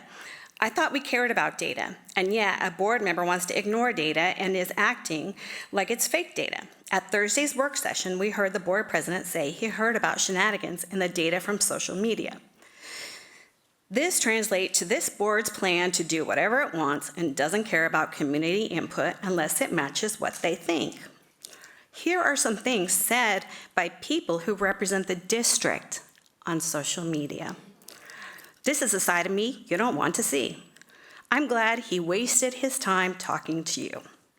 You wouldn't have a clue about the bare minimum of an elected official's responsibilities.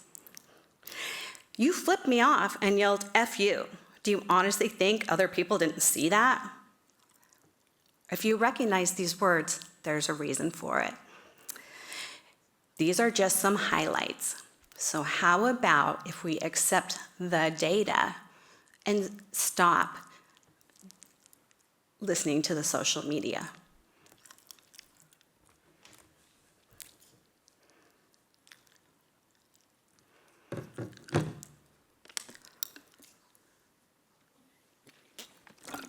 Yeah, I saw you, Justin. Right on.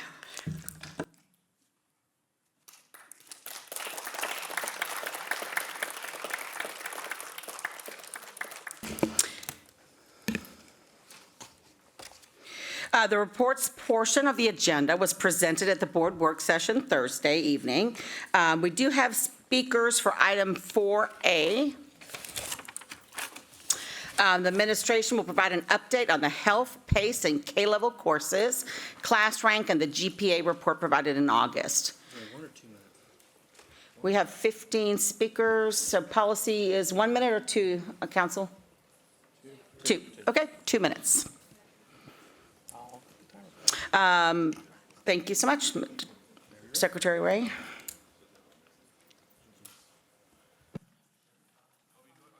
Got it.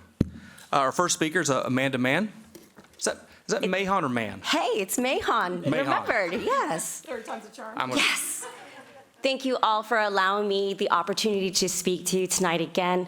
This is my third moment here at the podium, so I thank you again. I'm grateful to be here and to advocate for PACE, especially today. I'm a wife of a veteran, and this past weekend, I got to see him placed in the National Museum of the Marine Corps in Washington, D.C., and get celebrated. And so I get to bring that story to my students and give them another pathway, allow them to know that we will provide them military readiness. And if you're scared, don't worry. There's benefits, there's challenges. And so I tell them my children benefit because of the Hayeswood Act. My kids get to go to college for free. And so I teach students about those things, about how they can be that person for their family and they can do good. The first time I approached everyone, I mentioned how PACE is a course where we align what we believe in the district to be the portrait of a student and a portrait of a teacher, and how we maximize the time to find the skills that will allow them to be better, whether it's a new teacher or a new student in a high school class campus. The second time I approached you all, and I thank you again, I mentioned the idea that PACE is a course that allows the entire district to level up on their CCMR standards. And we work with retired counselors, principals, different people that we work with, and they tell us the importance of PACE and how we are helping facilitate the growth of the entire district. And so I thank you again, and I hope that you're open, and thank you for coming to my classroom. Thank you for coming to my classroom, and come back to Cy Springs. We're that school, and we're gonna do great things. Thank you. Stacey McDaniel. Good evening. Thank you again for the opportunity to address the questions and concern raised during the recent work session. I appreciate the board's attention to the PACE program and its impact on our students' educational experience. While we've shared the importance of PACE, there still seems to be lingering questions. Unfortunately, we haven't yet had the chance for a real dialogue with the board to address these concerns directly. So I'd like to take a moment and clarify a few points based on the questions that were brought up. GPA and course offerings. One question raised that regarding the PACE and health students' GPA. Since both courses are on level and required, they don't create a GPA advantage or disadvantage. Removing PACE and health wouldn't affect the GPA structure because we don't currently offer K-level courses for freshmen aside from computer science and foreign languages. PACE and health are not paired together. I know that's a misconception that we have as a board. PACE is its own class. Health is its own class. There are other semester electives that can go with PACE like photojournalism, keyboarding, and such. Another point of concern at the last meeting was that students would be behind from other states or other districts because they didn't come with any credits from middle school. However, our students have ample opportunity to earn 28 credits in high school without needing summer school or credit by exam. PACE helps ensure that students can map out their high school courses thoughtfully, minimizing stress and keeping them on track for graduation. Survey feedback. Regarding the survey, the feedback gathering method mirrors what was used for the district calendar. While it was suggested that the sample size may have been too small, it's important to consider that many parents of younger students aren't familiar with PACE and may not feel motivated to complete the survey. In addition, while residency verification for online surveys poses challenges, in-person residency checks are not feasible on this scale. There seems to be a perception that students desire more elective choices, but from my experience, that's not the feedback. In fact, many students prefer having late arrival or early release as they progress, rather than trying to fit in additional electives. Lastly, I want to share one thing. A student came to me on Friday telling me how excited he was to volunteer at Special Olympics fishing. PACE isn't just a class that it teaches us empathy and develops life skills, gives us a sense of purpose. That's why I keep fighting for a course that I truly believe in. Thank you. Shannon Thomas. Good evening. I'm happy to be here again tonight, again, my third time as well, to address some of the questions that were brought up at the last board meeting. First, it was asked how long PACE had been in the district. It has been around for almost 40 years. It started out known as study skills, which then morphed into advanced academic strategies, and has now come to our current class, which is PACE, which stands for Personal Academic College and Career Readiness. It was created to set students up for success and parallels the goals of the freshman seminar courses that most colleges and universities require of new students. I've been teaching in the district for over 25 years and have had the pleasure of being a part of rewriting and updating the curriculum each time to meet the changing needs of our students in the district. A board member asked what changed and why would we get rid of PACE? Some believe it will allow for more room for electives or help students that have moved into our district catch up on credits that they didn't have the opportunity to take in middle school. This is not the case.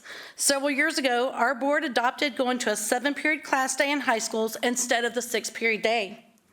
This allowed our students to earn 28 credits, and most of you know that you only need 26 credits to graduate on the foundations of endorsement with an endorsement. So we don't need more electives. Currently, if we look at the data, many of our students are doing late arrival, early release, late arrival and early release, or double early release because they don't need the additional credits. And that's without taking anything in middle school. Lastly, a board member brought up the concern about the validity of the data that was presented by the board at the session last week. He's only focused on one survey though, not any of the other information. It has been shown an overwhelming support in favor of keeping our course by multiple avenues. In addition to the survey, over the past few months, there have been numerous other instances of support from PACE in our community. It comes from Connect, input from parents, teachers, public forum, input from the DEIC, and input from the Superintendent Student Leadership Committee that represents all high schools, not just one. The alignment of these multiple sources of information points to the conclusion that the CFISD stakeholders support keeping PACE as a required course in our district. Thank you. Leonardo Cervantes. I want to give some love to this side of the room. That's why I came over here. I'm here as a father of 4 kids who have been through PACE, ages 31 and 15. PACE has impacted their life, guiding them from middle school to high school in the transition. Their GPA focus is from their freshman year forward. A bad grade your freshman year is 1/7 of your GPA.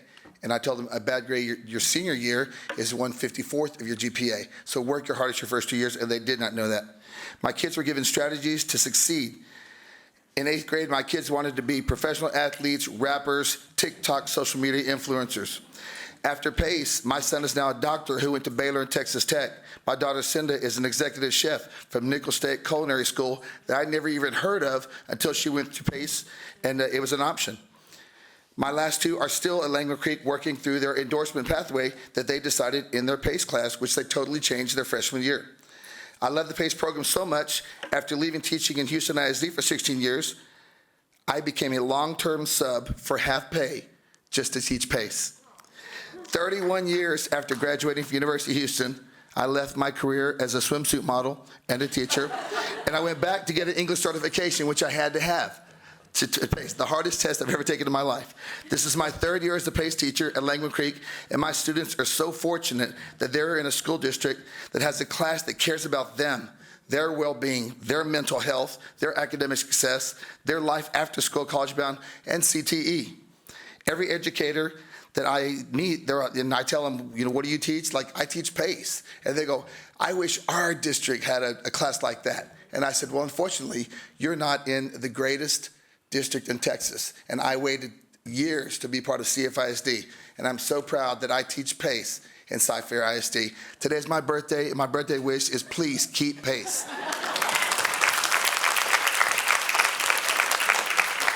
Kelsey Stone. Kelsey Stone. 60. Did I? Kelsey Stone? Oh, I'm sorry. I apologize. I checked the wrong name. Sorry, Camilla. Go ahead. It's okay. Good evening. My name is Camila Araujo Nolasco. I am a sophomore at Cypress Park High School, and I am here advocating against the removal of PACE from our schools because students such as myself have had nothing but positive experiences and learned valuable life lessons from PACE. Aside from helping students with GPA calculations, job interview skills, and how to research what careers and colleges they might be interested in when they graduate, PACE is a crucial part of the College Academy program. Having my school's College Academy advisors come to my PACE class and teach me what a dual credit course was, how to sign up for it, and everything else I needed to know in order to succeed in the program aided me significantly, and I have had nothing but smooth sailing in my dual credit classes since. In a nutshell, if you don't want to harm your students, leave them unprepared for life after high school, or more specifically, harm College Academy students in that program, please do not remove PACE. Thank you. Kelsey Stone. Good evening. My name is Kelsey Stone. I am a sophomore at Cy Park High School. Today, I'm here to approach the school board about attempting to remove PACE as a graduation requirement. I not only come to you as a student, I come to you as the member of the Superintendent Student Leadership Committee and an active member of my high school and someone who took the course in the spring of 2023. As an ancient 8th grader, filling out my 4-year plan was so overwhelming. It felt like standing at the edge of a cliff about an uncertain future filled with jobs, scholarships, and the scary thing called GPA I hear everyone talking about. I felt left out as my friends talked about PACE during the first semester with Ms. Bryce. When I joined PACE in the spring of 2023, I was nervous. I gained confidence knowing mock interviews, explored potential careers, and discovered my unique learning style. PACE became more than just a class. It was a journey that helped me understand not only about my future, but more about myself. Don't think about me when you're thinking about keeping PACE.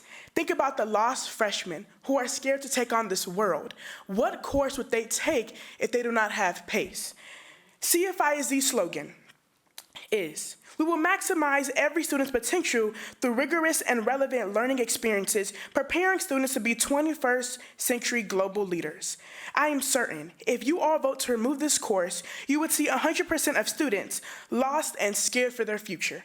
Make the right decision, not for right now, but for the generations to come. For the world and our future, this is the most pivotal moment you guys can make this decision. Thank you. Ariel Mueller.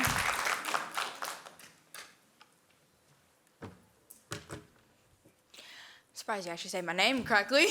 A lot of people get it wrong. Anyways, hi, I'm speaking. I'm a freshman College Academy student at Cy Park High School. I'm here speaking out against the removal of PACE, health, and the removal of K-level classes if there's an AP or DC credit option. As a College Academy student, I love PACE. PACE is my first period. I'm currently in PACE. And it is so nice having the College Academy advisors who are so helpful come in, help us, teach us, help us understand the need of DC classes and AP classes. And on a personal level, I really was originally thinking about dropping out of College Academy because my main goal was to mostly graduate with my endorsement. Mr. Cooper, one of the College Academy advisors at Cy Park, talked to me and my mom on a personal level and got me to calm down and understand that I can still be able to achieve what I want while still being in College Academy and even possibly still being able to get my associate's degree. On the health-related section, I'm very passionate when it comes to the knowing of CPR and all that stuff. And I also happen to know that a lot of students don't know CPR and stuff like that. As for the movement of the optional sex education courses into biology. I'm gonna be honest real quick, I actually thought those were already in biology, but they're not. But I'm glad that they're in health and it's personal. Thank you very much. Your time is up. Tamia Bryce. I didn't skip anybody this time. Tamia Bryce. Okay, good. Good evening. Last work session, it was brought to our attention that the survey given out by CFISD, which showed that 79% of parents, students, and teachers agreed to keep pace, was possibly corrupt due to duplicates and a 700-person sample size. Are we assuming that teachers or parents or even students would be lying, cheating, or falsifying information in order to save pace? Do we really believe that our community would do something like that? For what? I know that we as PACE teachers are passionate about our jobs, but we are not willing to sacrifice our integrity and reputation just to skew the results of a survey. The same survey you use for the school calendar, and are you questioning those results? Can the surveys improve? Sure. But let's not disregard the results of those who took the time to respond. Next, the question arose, what are other districts doing that is equivalent to PACE? The program AVID, which is one of my former team members taught before teaching PACE and saw many similarities, is the closest I could find. According to avid.org, AVID is a 4-year class created to close the opportunity gap in college graduation rates among diverse and underrepresented demographic groups. It's been in Texas for over 22 years and is implemented in over 161 districts. This course is similar to PACE, and much like PACE, teaches academic and social skills not targeted in other classes. Although it is a selective course, this has been proven to increase high school graduation and college acceptance rates. Our students deserve the opportunity to be competitive in this ever-growing and changing world. Why should we remove the one class that is required to set our CFISD students up for success and improve their academic, personal, and career readiness? Please keep pace. We need it, our kids need it, and our parents agree. Thank you. Evangelina Painter. Evangelina. Hello. Good evening. I'm thankful for the opportunity to voice my perspective. My name is Evangelina Painter. I'm a sophomore at Cypress Park High School. My education is important, and I have learned many things from various different classes. There's one class that stuck out when I took it: health. When I took health class, I was able to access valuable resources and information that helped me stay safe and healthy, as well as being more aware about serious topics such as mental health and drug usage. This information has stayed with me since I took it, helping me further understand the severity of these topics, even allowing me to make better decisions. The cost of the removal of such a vital class is that if my peers or future students lack the ability to take this class, they will not be able to gain the same understanding that I was able to. Health taught me how to avoid dangers, and if removed, might prevent other students from avoiding them, majorly impacting their lives in the worst ways possible.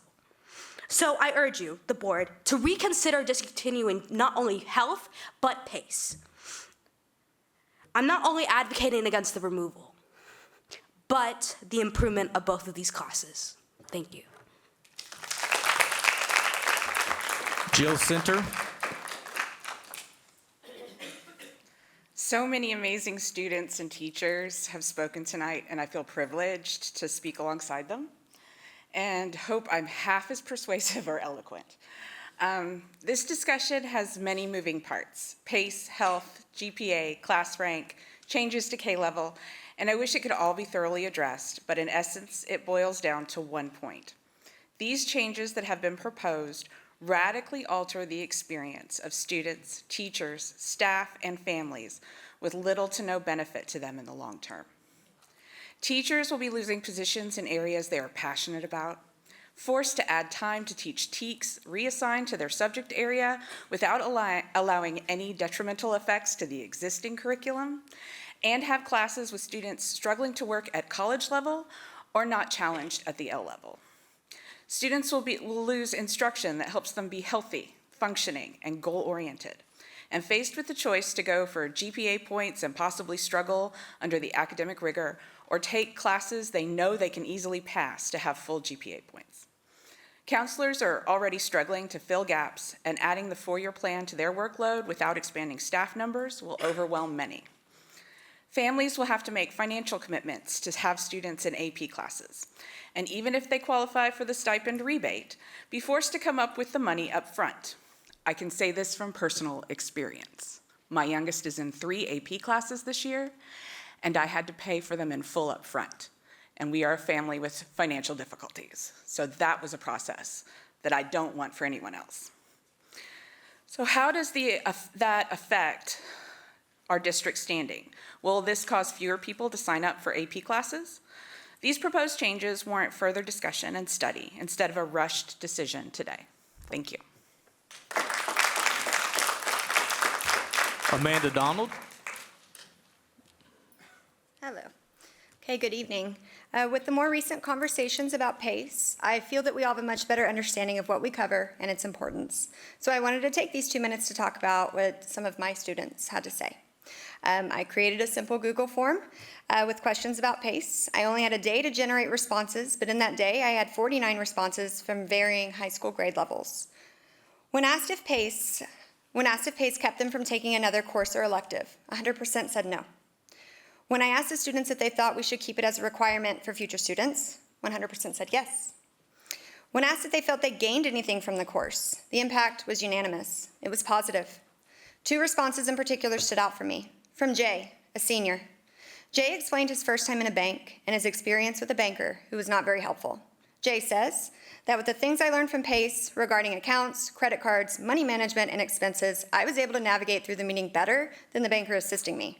None of that information was from my banker, and none of that was from my family, who are immigrants and are just as educated as my 17-year-old self. It was from PACE. Another student, Ava, had to say this about her first job interview. I used my resume we built in PACE, and I looked back at questions we used to practice. Walking to the interview, I felt less nervous because I felt prepared for any challenging question the interviewer would try and throw at me. PACE is not just a requirement, but a fundamental part of the high school experience in growth and development, finding out who you are and what you want to do. Thank you, Ava and Jay. I know that this proposal partially stemmed from conversations about graduation requirements in neighboring districts and how they don't include this kind of course, so maybe we should do the same. But don't you think they should instead be proposing to their board to add this course as a requirement rather than the position we find ourselves in? We set the standard for what we want our students to know and how prepared we want them to be, and we don't follow suit with others who don't. Please do not vote in favor of this proposal. As educators, I'd like to think that we would never make a decision that would mean sending our students into a world less prepared than we're capable of making them. Thank you. Rachel Morris.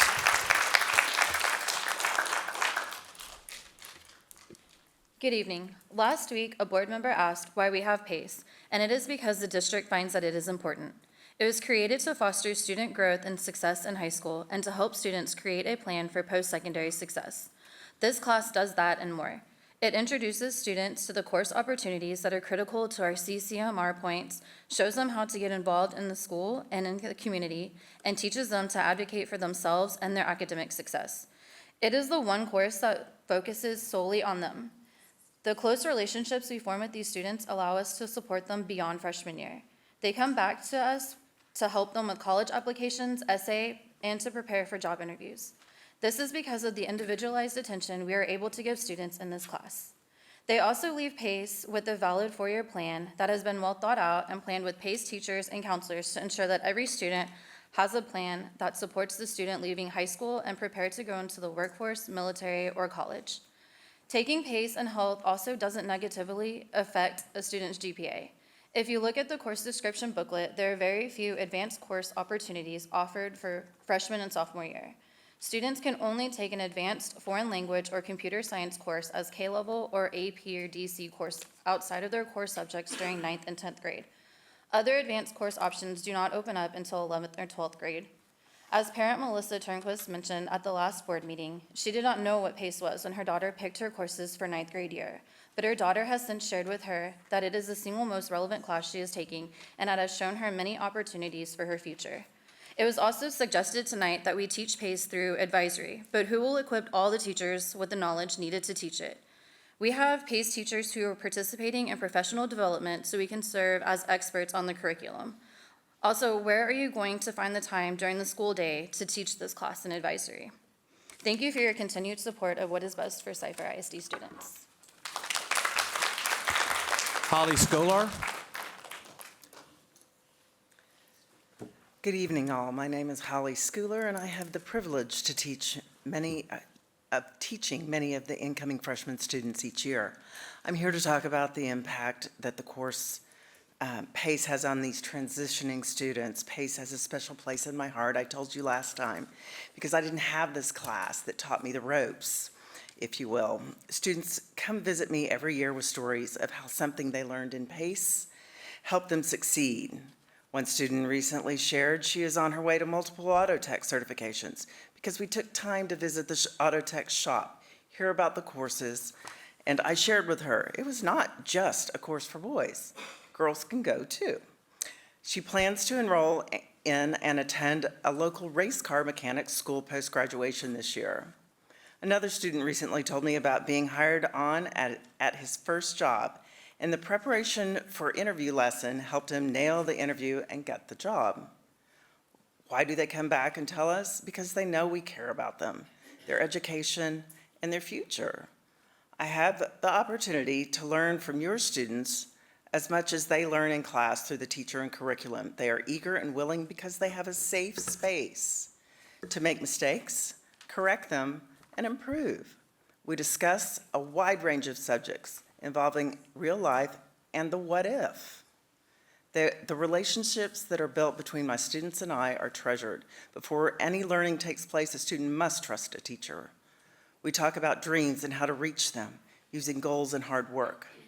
These important conversations spark critical thinking about their place in the future where they will thrive and live with purpose.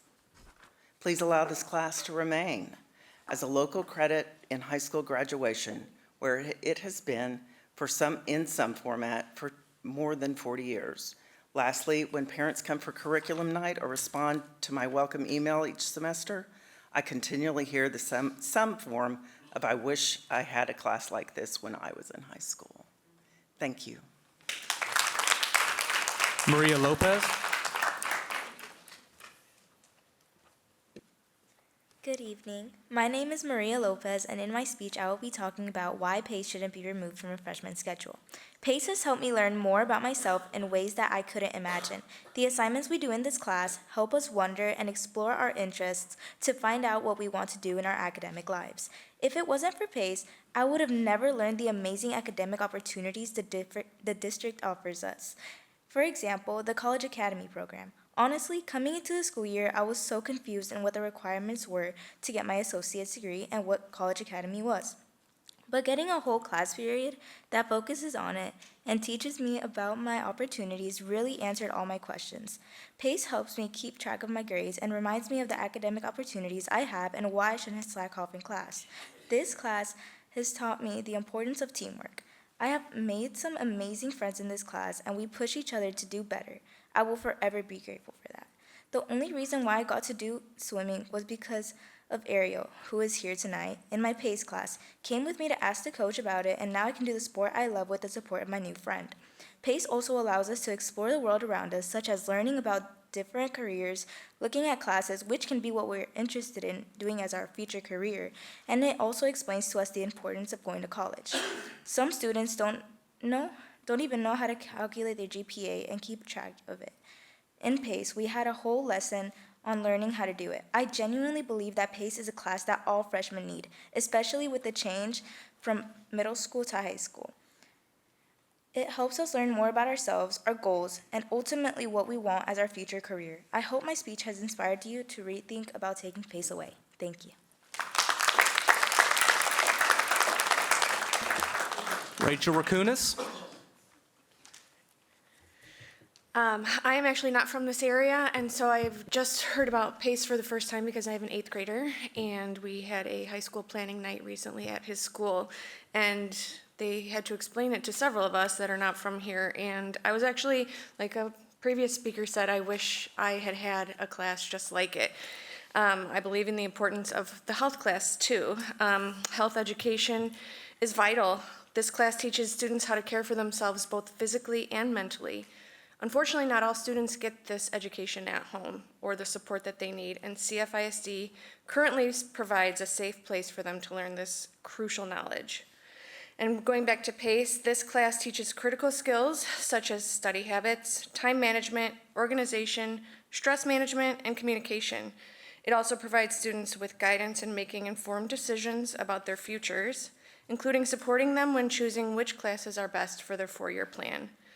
Together, these elements create a comprehensive foundation that prepares our children for success in high school and beyond.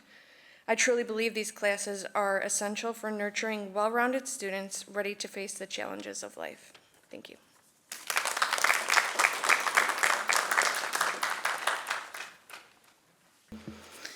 Thank you. The board will now review the consent agenda items. During review of the following action items, any board member may remove one or more of these items, at which time these items will be addressed and voted on individually. If any board member has a question regarding an agenda item, please ask to be recognized on consent agenda items.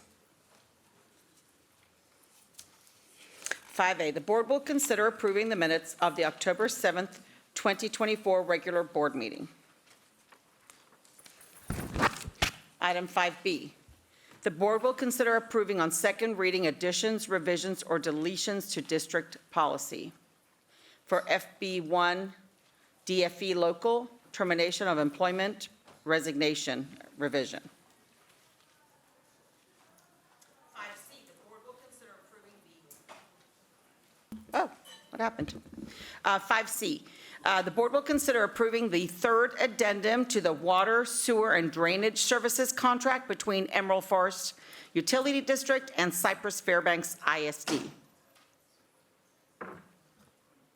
5D, the board will consider granting a right-of-way and easement located at Spillane Middle School to the North Harris County Regional Water Authority.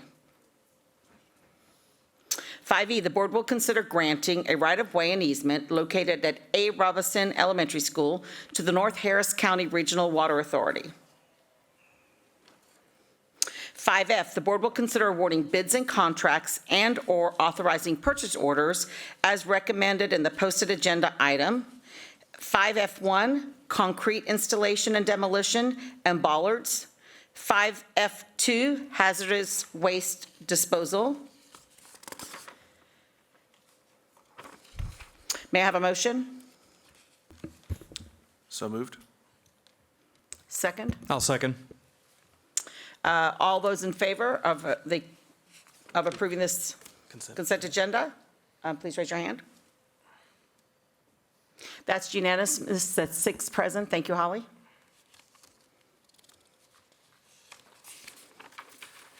We will now proceed to the non-consent agenda items. 6A, the board will consider approving the DEIC's recommendation for the 2025-2026 instructional calendar. May I have a motion? I move that the board approve the DEIC's recommendation for the 2025-2026 instructional calendar. May I have a second? Second. Are there any questions? Seeing that there are no questions, we will take a vote. All those in favor of item 6A, please raise your hand. Holly, that's unanimous, 6-0. Thank you. Item 6B, the board will consider adoption of non-business days for calendar year 2025 for the Texas Public Information Act calendar. May I have a motion? I move that the board adopt non-business days for the Texas Public Information Act calendar for 2025. May I have a second? I'll second. Are there any questions? Seeing none, we will take a vote. Please vote in favor or against option 6B by raising your hand. All those in favor of 6B? That's unanimous, Holly. That'll be 6-0. Non-consent agenda item 6C. The board will consider approving the district's 2024 annual comprehensive financial report and single audit report and accept the auditor's report on the district's general purpose financial statements and single audit for the fiscal year ended June 30th, 2024. May I have a motion? I move the board approve the district's 2024 annual comprehensive financial report and single audit report and accept the auditor's report on the district's general purpose financial statements and single audit for the fiscal year ended June 30th, 2024. May I have a second? Second. Are there any questions? Okay, we'll take a vote. All those in favor of item 6C, please raise your hand. Holly, that's 6-0. That was unanimous. Item 6D, the board will consider approving the budget amendments for the period of July 1st, 2024 through September 30th, 2024. May I have a motion? I move that the board approve the budget amendments for the period of July 1st, 2024 through September 30th, 2024. Thank you. May I have a second? Second. Are there any questions? I have a question. On the, I think it's about 6.4 million for the roll forward on, was it software renewals, or can you talk to a little bit about that? Was that not, were we not aware of those numbers when we looked at the budget in June 2024 budget? At the time, we were hoping that the materials could be covered through the instructional materials allotment. However, once we received the costs for the textbook adoptions, it became evident there wasn't enough money left in the instructional materials allotment to cover those items. Okay, thank you. Any other questions? Okay, then we will take a vote on item 6D. All those in favor of item 6D, please raise your hand. Holly, that's 6-0. Thank you. Item 6E, the board will consider approving on first reading the additions, revisions, or deletions to district policy. This is item 6E1CS, local facility standards, and we have 3 speakers on the topic. Each speaker will have 2 minutes. Mr. Secretary, will you be able to do that for us, please? First speaker will have, each speaker will have 2 minutes. First speaker is Dr. Tara Cummings. I'm not even surprised. I'm not surprised that yet again, rather than focusing on real problems in CFISD, y'all are wasting time and resources on dumb, dangerous nonsense. Some folks had hoped that in light of the bus removal disaster, y'all would learn your lesson and govern more judiciously. How many kids have been run over on their way to school now? Doesn't matter. So, here we are with this proposed bathroom policy. I've been mulling over what to say about it for days, how it's just plain unnecessary, how it's worse than a solution in search of a problem, how it sends the false, damaging message that our trans students are somehow dangerous and don't belong. But what I just keep coming back to is how truly stupid it is, and harmful. Stupid and harmful.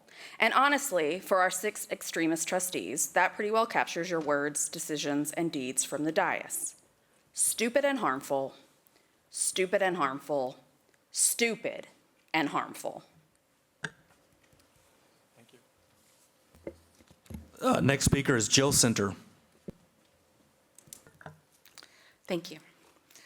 It was stated, I believe, at the work session that this would codify the already practiced policy regarding single-sex areas.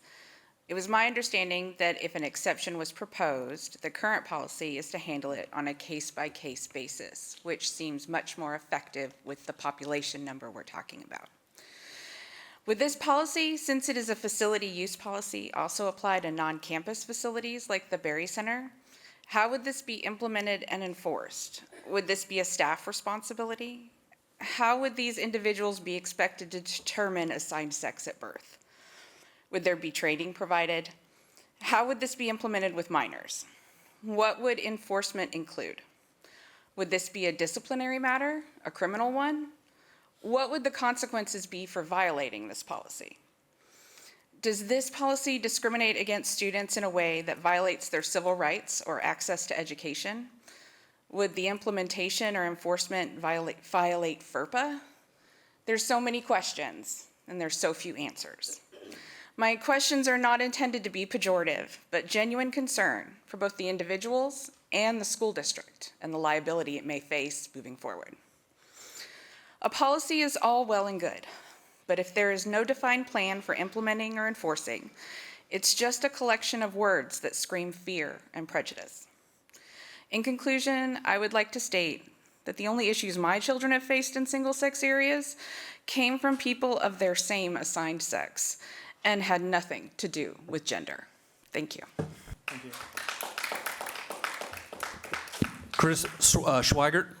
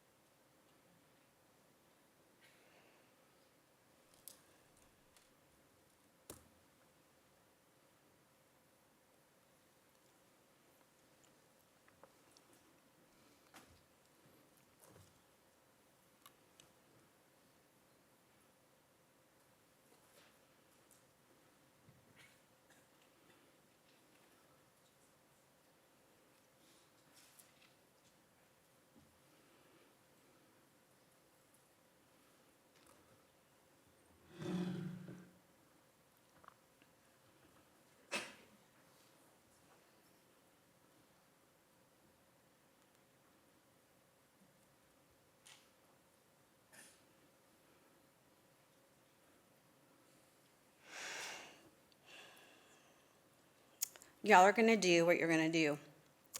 It doesn't matter what any of us say. Stop wasting taxpayers' time and money. This is all a sham. Focus on facts and safety and not culture wars. You waste our time. Now it's time for us to waste yours.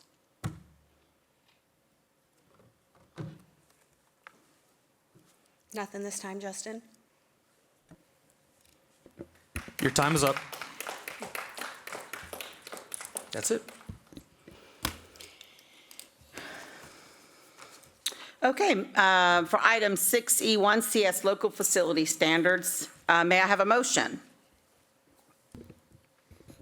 I move that the board approve on first reading the additions, revisions, or deletions to District Policy CS Local Facility Standards Act. May I have a second? I'll second.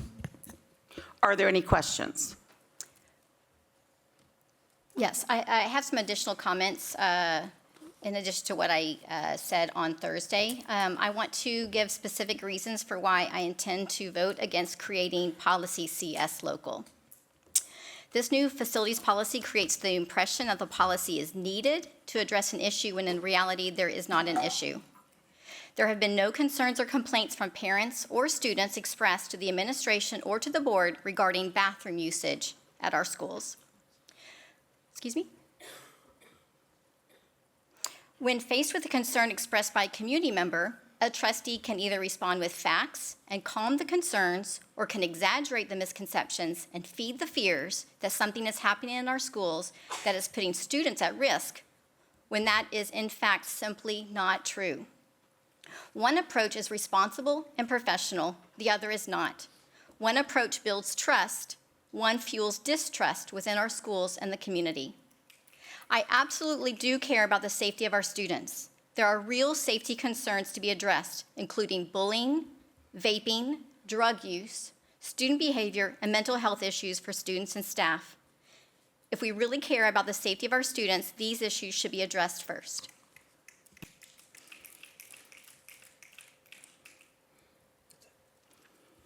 Are there any other questions? Hearing none, let's take a vote. All those in favor of item 6E1CS, please raise your hand. Holly, that's 5. All those opposed, please raise your hand. Holly, the vote is 5 for, 1 opposed. and 1 absent. Thank you.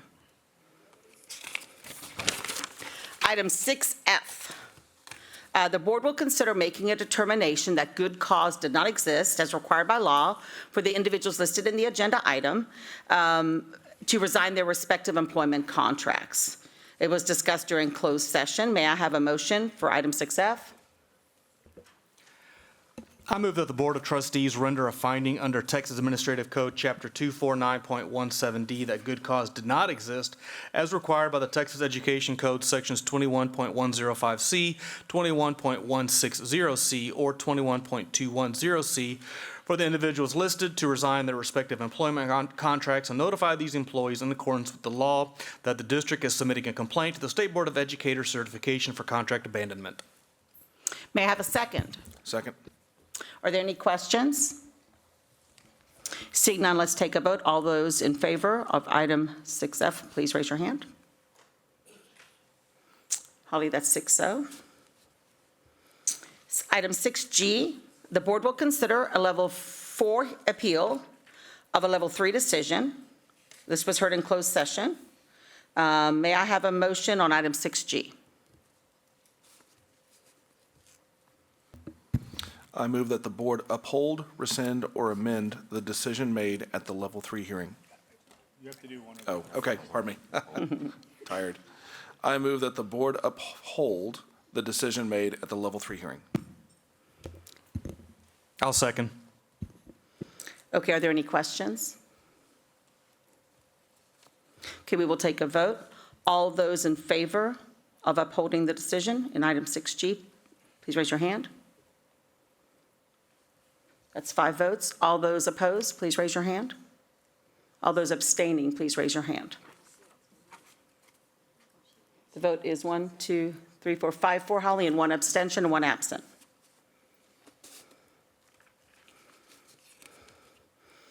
Okay, the following addendum was posted to the November board meeting agenda on Friday, November 8th, 2024. It's item 1A. The board will consider nominee Martina Lamont Dixon for appointment to the Harris Central Appraisal District, or HCAD, Board of Directors. May I have a motion?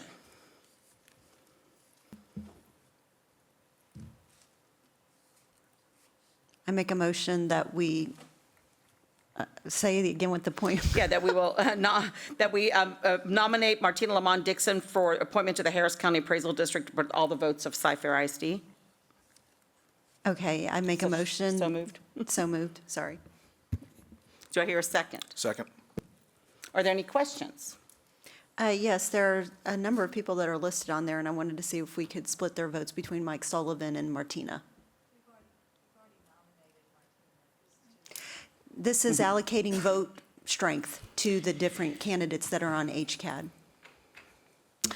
Okay, so we did nominate just one name to the ballot, but it is true that there is a vote count on the ballot as far as different. It was sent to the board president and vice president for Correct. the second one. So I guess what you would do is you're making Can I file an amendment? Yes, exactly. And if, council, if you could help with the language for that.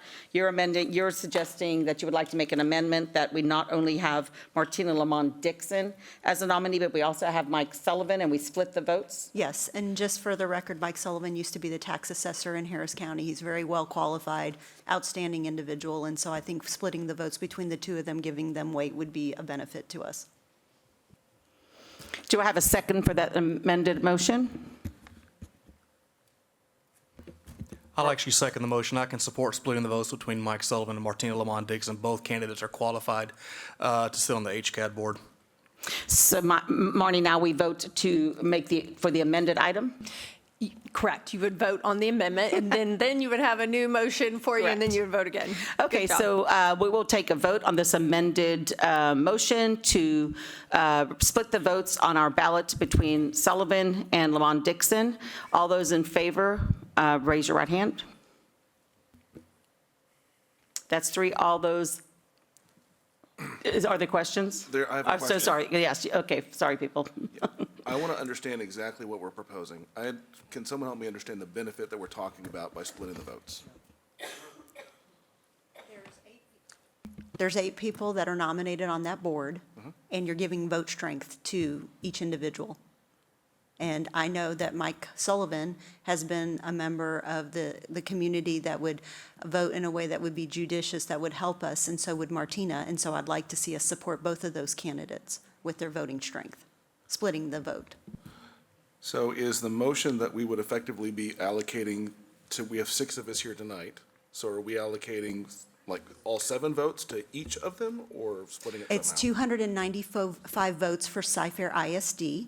And so I'm asking that we would split it between Mike Sullivan and Martina Lamont Dixon. That gives them that voting strength when they come to making the decisions that will be set before them. Okay, I did not understand that. Thank you for clarifying.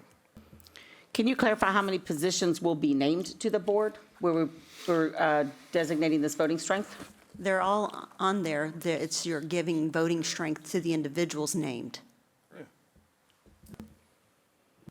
Are there any other questions? Yeah, but how many are actually being voted on?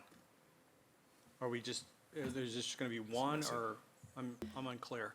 As I understand the amended motion that you're about to vote on is to, I'm sorry. That's not what I was asking. So I as- was asking, what is the actual, Sure. is there just one candidate that's going to be elected, or or are there going to be multiple candidates?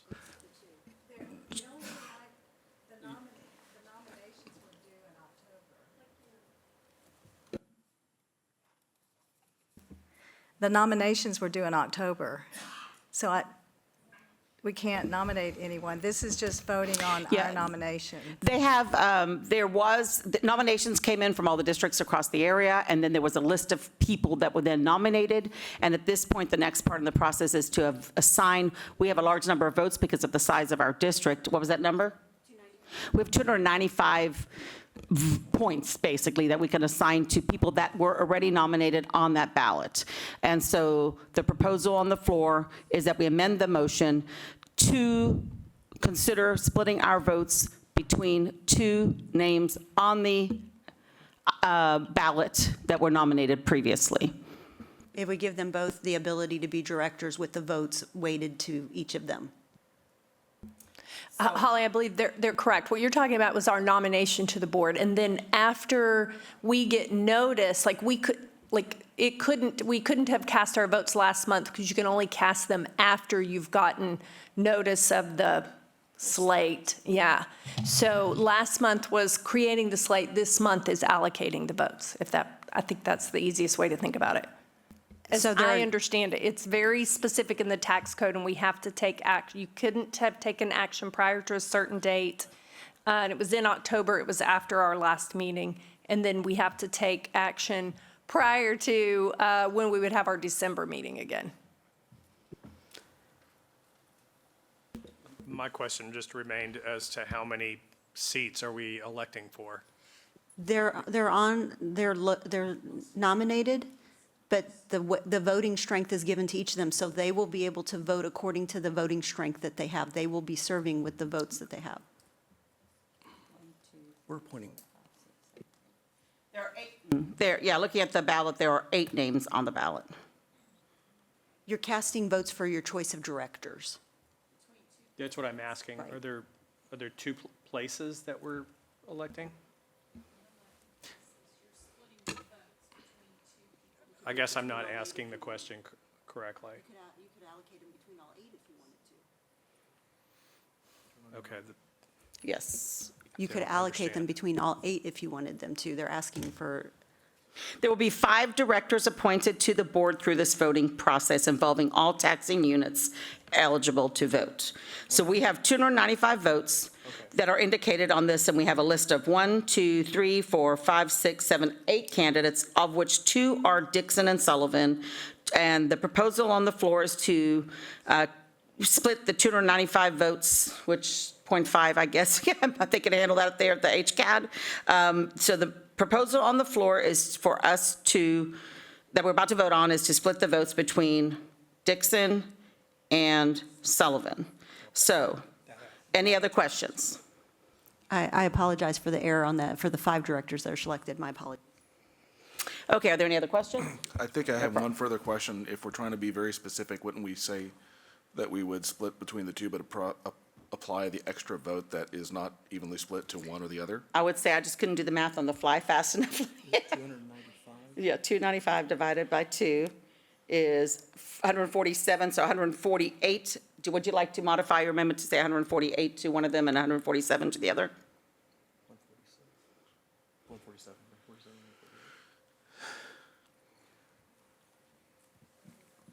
Yeah, fix it, Justin. I would like to make a motion that Mike Sullivan would receive 148 and Martina Lamont Dixon would receive 147. Okay, is everyone clear on the amended motion on the floor? The motion is that, the motion has been moved, that Cy-Fair assign our 148 votes to Mr. Sullivan and 147 votes to Mrs. Lamont Dixon. And as the seconder of the amended motion, I can support this as well. Okay, we have the motion and the second, and so now we will vote on this motion and the second. All those in favor of amending the motion to include splitting the votes as stated, please raise your right hand. That's 4. Those opposed, please raise your hand. That's 2, Holly, that's 4, and 2 against. So now we go into, now we will need to vote on the amended motion, correct? Okay. So we have an amended motion. We are now vote on item 1A, which will be that the board will consider, will nominate Mr. Sullivan with 148 votes and Ms. Lamont Dixon with 147 votes for appointment to the HCAD Board of Directors. All those in favor of this motion, please raise your hand. That's 5 for all those opposed. That's 1, and 1 absence. Thank you, Holly.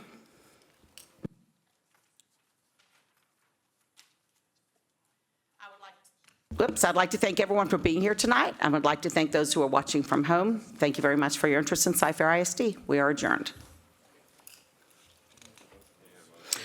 We have to have a motion to, do I have a motion to adjourn? So moved. Second. Second. Okay, we are adjourned. We're adjourned. Thank you.